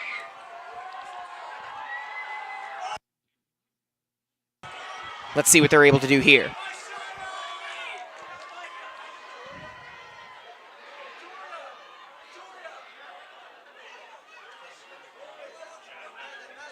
Chapman hands it off to Jackson. Jackson goes around the right edge. Fights off a couple potential tacklers, and he's going to get to about the 35, maybe the 34-yard line. It'll be 2nd and medium. It's a 6-yard gain, so it'll be 2nd and 4. Under 20 seconds to go here in the quarter. We will see if Eastside just holds on to it and tries to get that tying score in the 4th. It looks like that might be what they do. 6 seconds left, 5, and now 4, and Eastside will just hold on to this one. So a huge touchdown, even with the missed extra point for Fort Lee. They were up 7-6 at halftime. They're up 13-6 after 3 quarters. It's time to put those 4 fingers up, ladies and gentlemen. We are headed to the 4th quarter here at the Sugarman Sport Complex. I will step aside briefly as the field flips and Eastside gets ready for their run at tying this game.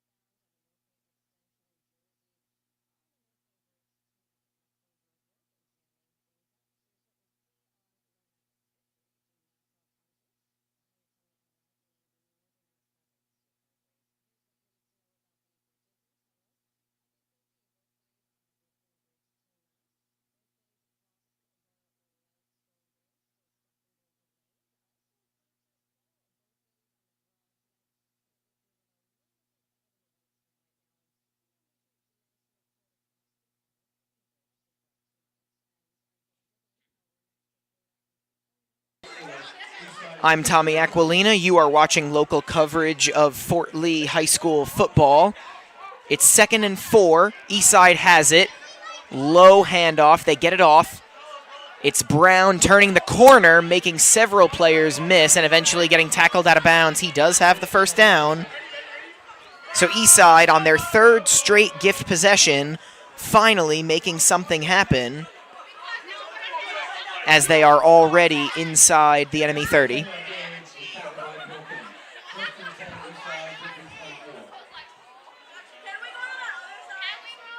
It's going to be 1st and 10 at the 24. Eastside trailing 13-6. Obviously, even if they do get a touchdown, there's no guarantee they'll get the PAT and tie, but obviously they would like to have that opportunity. Nice run for Brown. Now it's Jackson next to Chapman. Player in motion. Again, a low snap. He gets it to Jackson, and Jackson spurts forward. Looks like he's going to get to about the 20-yard line. Brown and Jackson have been the players making this Red Raider offense go to the extent that it has gone tonight. The touchdown run was Jackson's. We do have another penalty, and it's once again against Eastside. Let's see how far this sets them back.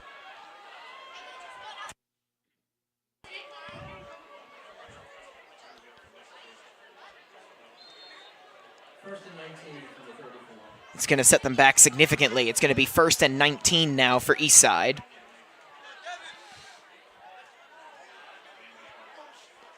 They have to get to the Fort Lee 15 for the first down. It is 1st and 19. Let's see if Eastside can limit their mistakes the rest of the way. It's another handoff to Jackson. He goes up the middle before meeting some resistance and getting tripped up pretty easily.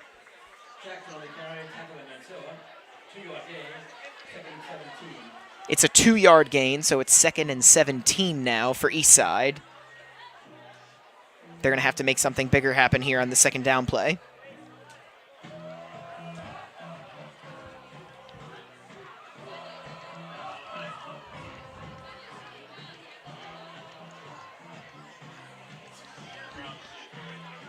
The classic hype song, Seven Nation Army, playing as Fort Lee and their defense tries to rile up the crowd even further. They were really loud after the Paul Kim touchdown reception made it 13-6, but since then, the Fort Lee offense has really sputtered. They've relied on their defense a lot to make up for the offensive and special teams mistakes, and so far they have.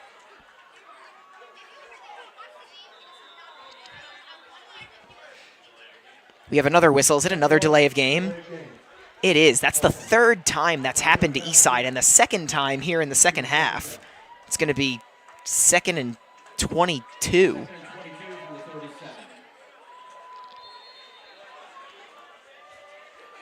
So many unforced errors by Eastside as they try to claw their way back into this one. I mean, they're only down by 7, but trying to get into the end zone for the first time since their opening possession. 10:17 to go here in the fourth quarter. Might have been a false start there. Chapman rolling to his right, avoids the hit. He gets the pass off. It's caught by Brown. Brown is eventually tackled by 2 defenders. Let's see what that flag was about. They let the play go, so you would think the penalty was on Fort Lee, and it was not. It was on Eastside. They're going to take this one back as well. Would you set the clock to 10:25? The pickleball full start. It was another false start on Eastside. I thought it might have been, but they let the play go. No, it was a false start, and they're actually going to put more time on the clock. So there's 10:25 now on the clock. And now the Fort Lee crowd is really getting into this one as Eastside, really not even because of the doing of the Bridgemen, they're just backing up and backing up. Second and 27 from the 42. The situation is now 2nd down and 27 for the Red Raiders. Again, they scored 69 points in their first 2 games of the season, only 6 so far today.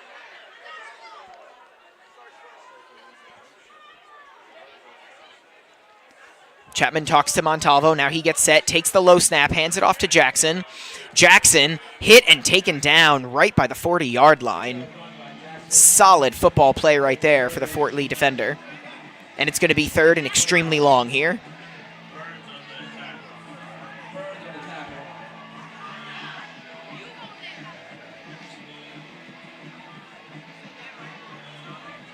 Third and 26 for the 41.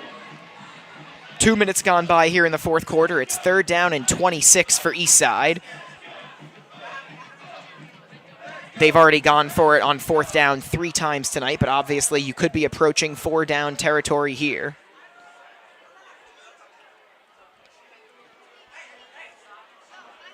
Crowd falls silent here as Chapman gets the snap. Pretty good pressure, rolling to his right, looking for a man, doesn't see anyone, and a really nice defensive play made right there by the Fort Lee defender. That was Gabe Jimenez. He's been all over the place tonight. Makes a good play there, not letting Chapman get that throw off. The Red Raiders are at the Fort Lee 45, 4th and incredibly long. What do they do here?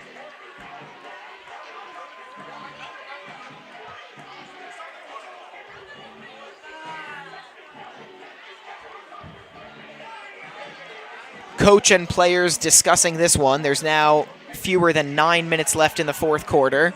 You also want to avoid another delay of game, although I guess at this point, what's another 5 yards?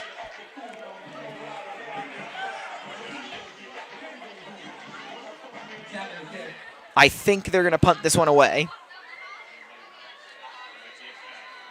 They might not, though. It's Chapman back to kick, quote-unquote. He gets it, and he will, in fact, kick it away. Once again, there was no one back to receive it, and let's see, is Fort Lee going to get a chance here to just run a normal offensive set? It looks like they will. 40-yard kick, no return. The Bridgemen will take over. Throw. Decent kick, no return. Ball going to be downed inside the 10-yard line. So Fort Lee will have their work cut out for them, but also lots of field in front of them to wind down the clock. They already have the lead. 8:10 to go. You have to imagine Fort Lee is going to try to run the ball here as much as they can and take as much time off the clock as possible, although they have fumbled the ball twice recently.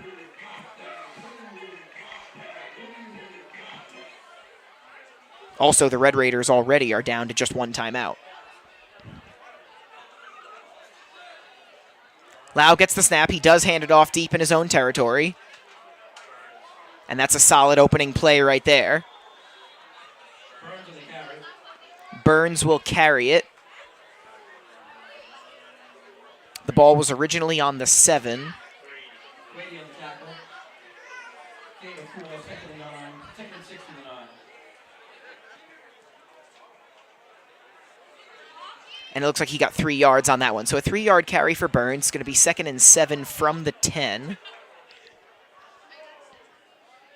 Idris Vickers on the tackle on that last play for the Red Raiders. Lau going to pass it this time, and he's going to pass it significantly short. So that does stop the clock at 7:24. It's going to be 3rd down and 7. Big play here. If Eastside can stop them here, they could potentially have phenomenal field position.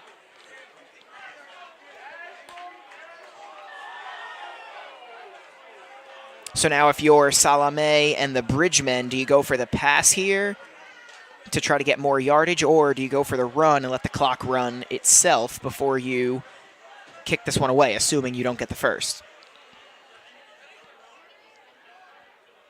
They're going to pass it. It's going to be a short pass, and it's going to be over the head of his intended target. The intended target was Burns, but Lau threw it way over his head, and so the clock will stop at 7:19. It's 4th down and 7, and the Bridgemen are going to have to punt.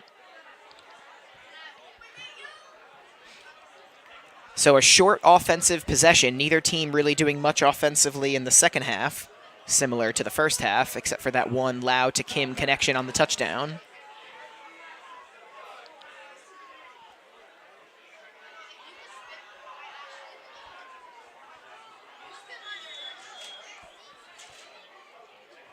Efraimov to punt for the Bridgemen. Offside.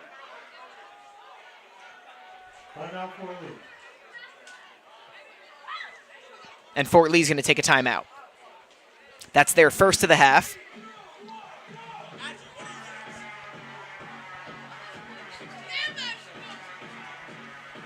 Brown was back to receive before the timeout. I would imagine he will probably be the return man again.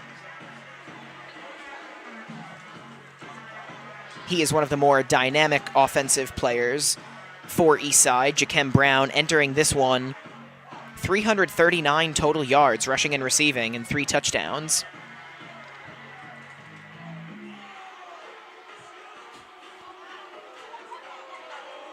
Both teams retaking the field now. The Fort Lee crowd getting into it. The Fort Lee team trying to execute this punt and not give Eastside too good a field position. Once again, it is Brown to receive. Efraimov to punt. He gets the kickoff. It's pretty high. It's also fairly short. Brown catches it and is immediately met by 2 Bridgeman defenders, but he is still going to get to the 30-yard line, even despite a short gain. Only 10 seconds gone by on that play, so plenty of time for Eastside. Phenomenal field position. However, they have already gotten several gifts in this second half, and they have not been able to do anything productive with any of them.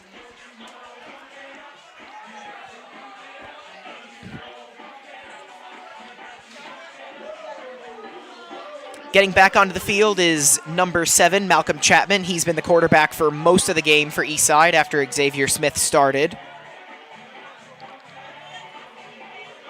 Chapman trying to lead his team to a comeback. They trail 13-6. They're at their enemy 30. They have more than 7 minutes to go and a timeout. Very low snap. Handoff to Jackson. Jackson makes a defender or 2 miss. Fighting through tackles, breaks out of a tackle, and now there's no one in front of him. Jackson to the end zone for the touchdown. A tremendous individual effort by Tymir Jackson. He gets his 2nd rushing touchdown of the game, and that makes it a 1-point game. The Eastside offense has largely stalled. That didn't look like a special play. It was a low snap. Chapman didn't panic, got the handoff off to Jackson, and then he did the rest. Now it's time to see if the PAT is successful. It's Richard Montero.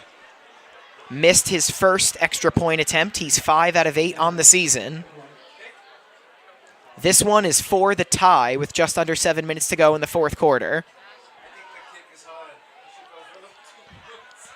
Obviously all kinds of pressure on this one.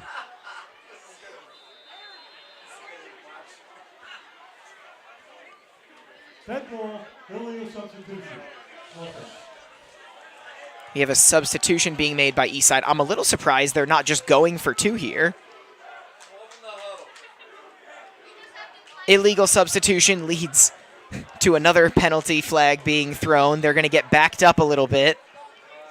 So things get even tougher for Richard Montero. The senior kicker trying to tie this game up at 13. Oh, and they do run a fake play. Montalvo has it, and Montalvo is going to go nowhere. He's going to get thrown down viciously by a Bridgman defender.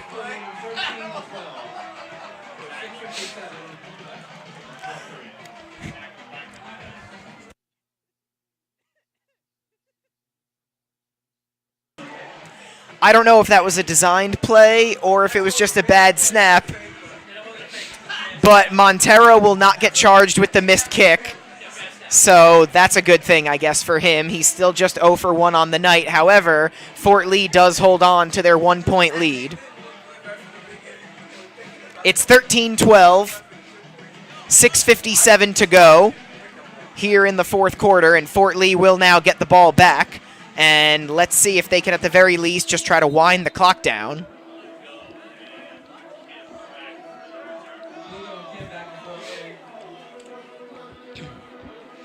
Both teams have fought hard tonight, but there have been a lot of unforced errors, particularly with penalties on the Eastside side, and they do not convert the point after on either one of their touchdowns. If they had, this could theoretically be a 14-14 game. Instead, it's 13-12 in favor of the Bridgmen. Switch sides. Going the wrong way, man. Right.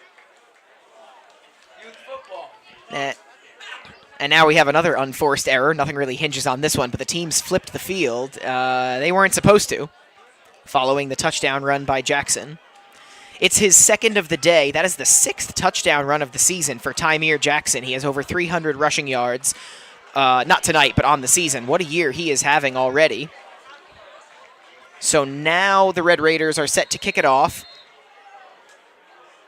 and try to get the ball back as they still trail by 1. Fort Lee, meanwhile, going to try to wind down the clock. Of course, first, you got to execute this kickoff play.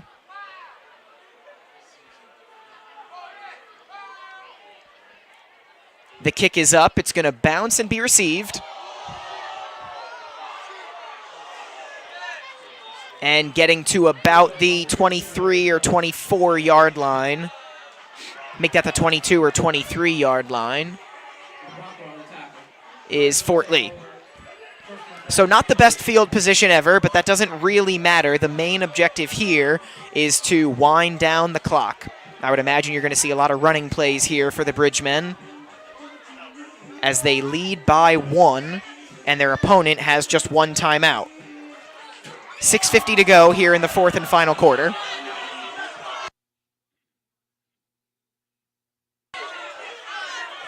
Since the Lau to Kim touchdown, virtually nothing has happened offensively. It's another handoff.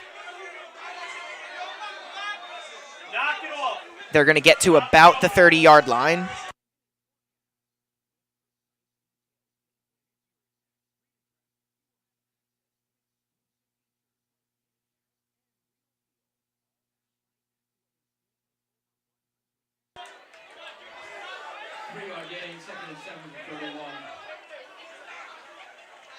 Fort Lee now at their own 31-yard line.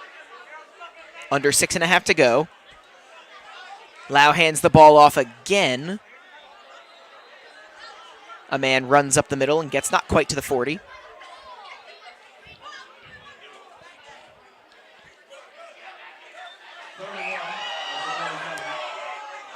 It's 3rd and 1. Fort Lee with the ball. They're figuring out the spot, so the clock has stopped at 6:02, but we are just about halfway through this fourth and final quarter. Big opportunity here for Fort Lee to get a first down and really wind down the clock. They hand it off yet again. Close to the first down. It looks like they got it. And in fact, they did. They needed 1 yard. They got 2. And now Fort Lee can really start to wind down this clock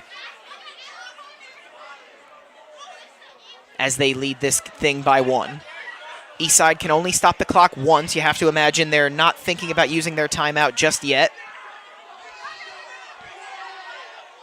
It's another handoff and a run to the left side. Nice missed tackle in the backfield, but ultimately that's going to be a short. It's actually going to be a loss of yards on the play. Time is taken off the clock, though.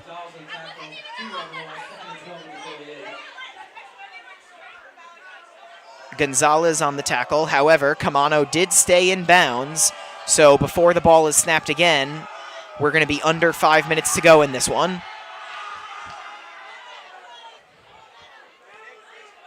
The clock is definitely the friend of the Fort Lee Bridgemen. The main thing here is staying in bounds and not fumbling the ball.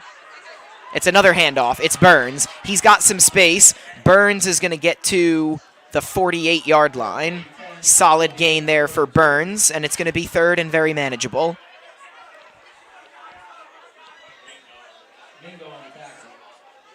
Mingo made the tackle on that one. Now under 4.5 to go.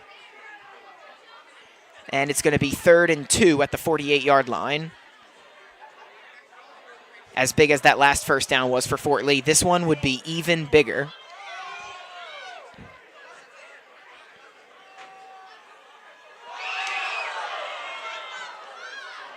Burns is the man next to Lau. He gets it. Burns has the first down. He's into enemy territory. Fort Lee's offense has sputtered for large portions of the second half, but here on this drive, they've done exactly what they needed to do. We're going to run the ball, we're going to waste time off the clock, and there is not much you can do about it, or at least that's what they hope. Under 4 minutes to go.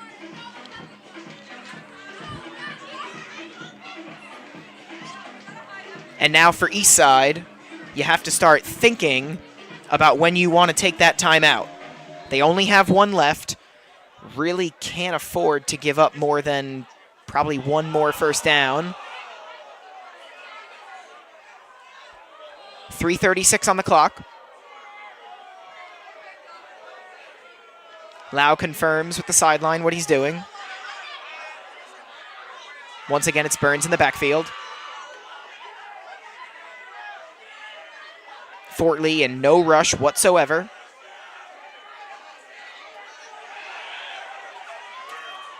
Burns on the carry. Gets to the 40-yard line, and he's going to get dragged down at about the 38. 8-yard run for Burns. It'll be 2nd and 2 with under 3 minutes to go here in the fourth quarter. And really, at this point, a first down for Fort Lee would be backbreaking for their opponents.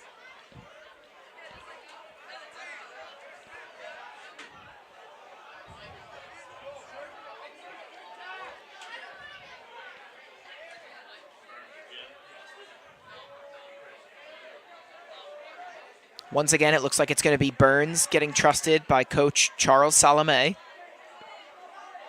And indeed it is, although he gets hit right away and dragged backwards.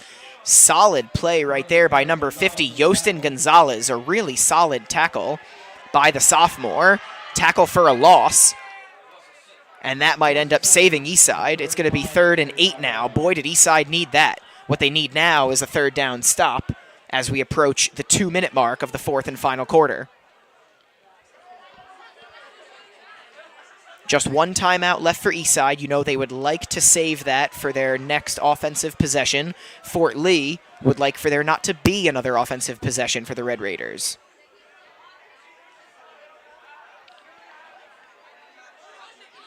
Handoff to Burns again.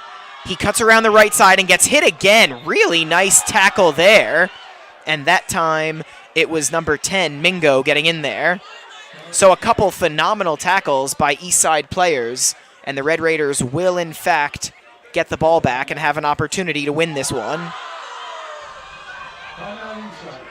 There's an Eastside player slow to get up.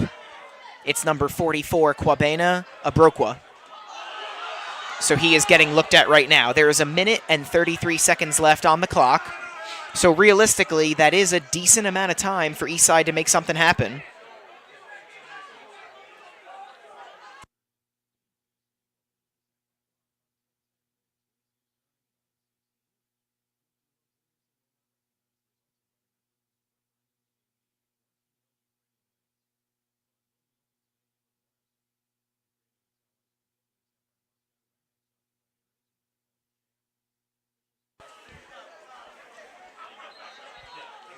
Abrokwa is up and making his way to the sideline. So now Eastside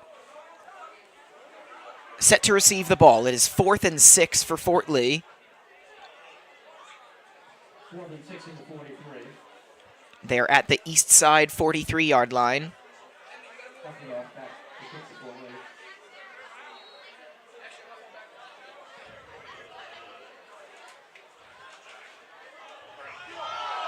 Efremov to punt.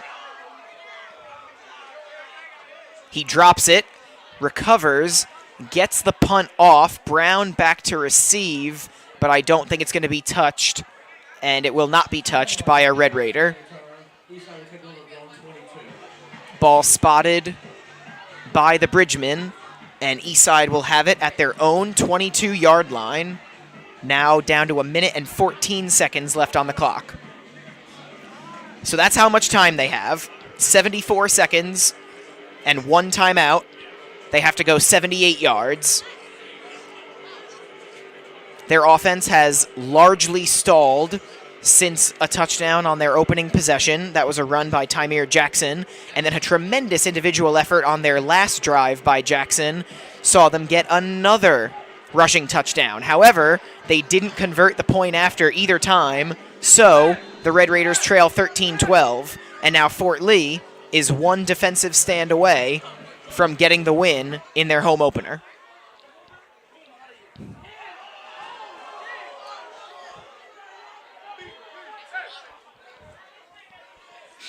Malcolm Chapman back to pass. He avoids a hit, gets the pass off to Jackson. Jackson will get past the 30. Short of a first down. It's a solid gain, but there's also going to be less than a minute to go by the time they snap this ball. Eastside just 1 timeout, and Block in the back. 10-yard penalty. Repeat the down. And it's a penalty against Eastside, so they're going to have to repeat first down. That's a killer. Not a way to start a 2-minute drill.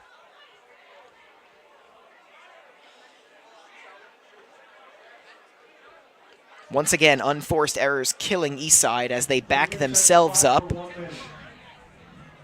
The clock will be reset to 1 minute even. 1st and 13 from the 20. So instead of 1st and 10 from their own 22, it's going to be 1st and 13 from their own 20 for Eastside.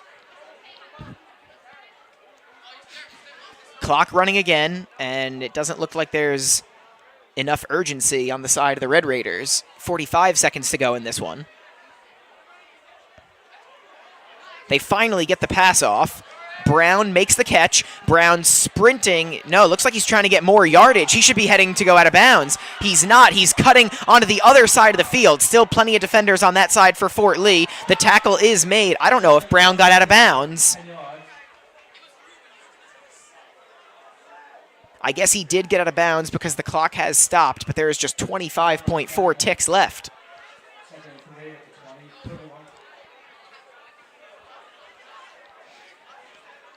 A crazy play and a tremendous individual effort there by Jakem Brown, although, again, I do wonder why he didn't just try to go out of bounds and save probably about 15 seconds.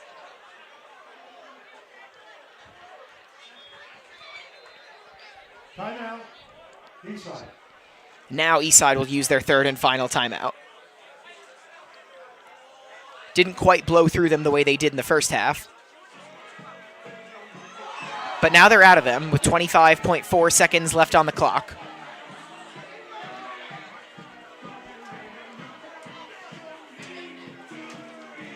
Fort Lee scoring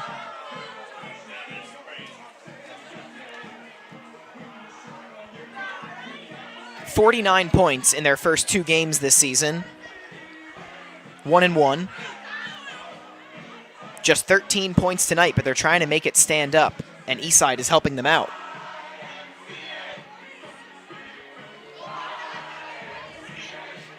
It's now 2nd and 8 from the 30. So the Red Raiders, you have to figure they're not going to try a field goal unless something absolutely crazy happens. It would be a ridiculous circumstance if they did. So you figure they have to go about 70 yards in 25 seconds and change with no timeouts.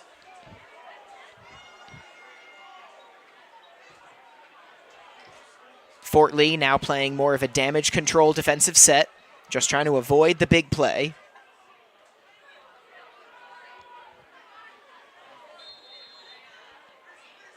Eastside should have time for at least a couple more plays.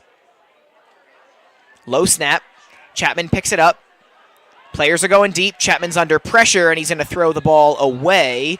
I wonder if that's intentional grounding. There wasn't really anybody particularly close.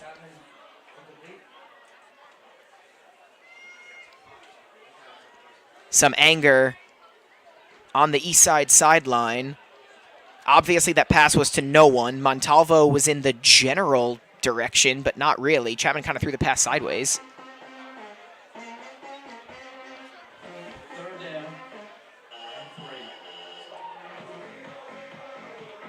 So I don't believe they called intentional grounding on that one. It's just going to be 3rd down and 8. No gain.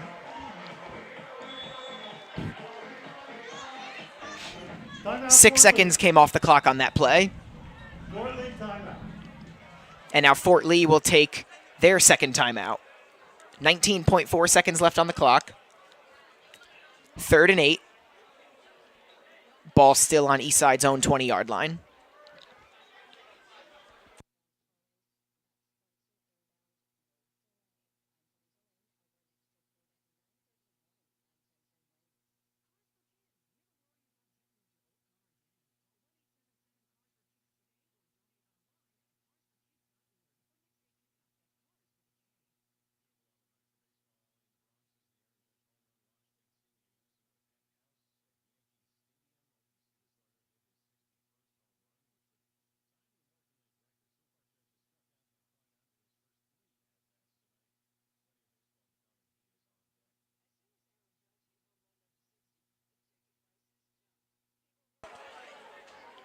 Timeout over.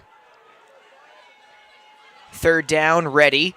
Chapman handles a low snap with ease, looking for someone to pass the ball to. He's under pressure. He rears back and fires, and it is out of the reach of his intended target, Lou Matos. It's going to be 4th down. Obviously, Eastside is going to have to go for it. But this play right here could be the game with 11.8 left on the clock.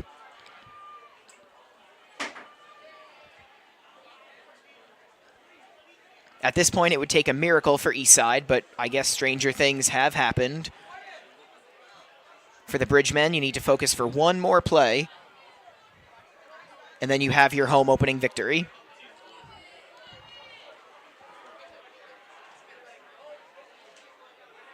They went 4-3 in conference last year. The Bridgemen did, trying to improve to 1-1 this year and 2-1 overall.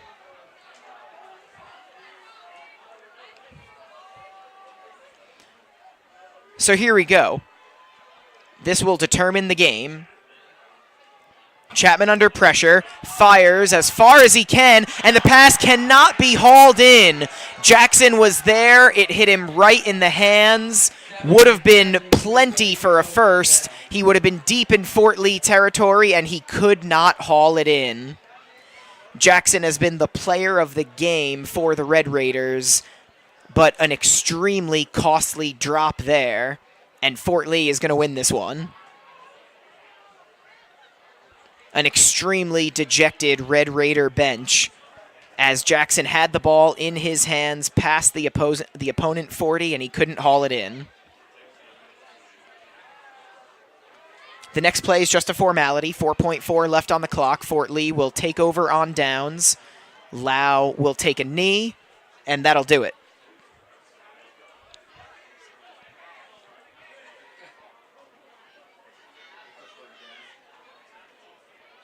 The student section is getting ready to empty out. The players are getting ready to celebrate. Fort Lee is in their victory formation. Eastside gets enough players on the field, and that's it. Final score in the Fort Lee Bridgman. The Fort Lee Bridgemen hold on. They score on their opening possession of the game. They score their first possession of the second half, and critically, after that second half score, they get the extra point, and because of that, they hold on and they defeat Eastside 13-12 here on a chilly September Friday night. October 7th, as the Bridgmen take on Whitemore at 7 p.m. Charles Salome has to be happy with the effort his team showed, happy with the defensive stand they made. Obviously, there were some offensive mistakes, but at the end of the day, a win is a win. Next week, Eastside will be at Ferris in Jersey City. That'll be on October 1st, so it'll be a little while before they get to play here at home again, but they get a nice home opening victory. They improve to 2-1 on the season. Eastside falls to 1-2. Want to thank the Fort Lee Athletic Director, Michael Raftery, as well as Dimitri Nanas, and the camera operator, Renee Matisic. I am Tommy Aquilina. Thank you for spending your Friday night with me here at Fort Lee at the Dr. Allen Dr. Allen W. Sugarman Sports Complex, I should say. Once again, the final score, Fort Lee 13, Eastside 12. Have a great rest of your day, everybody. We'll see you later.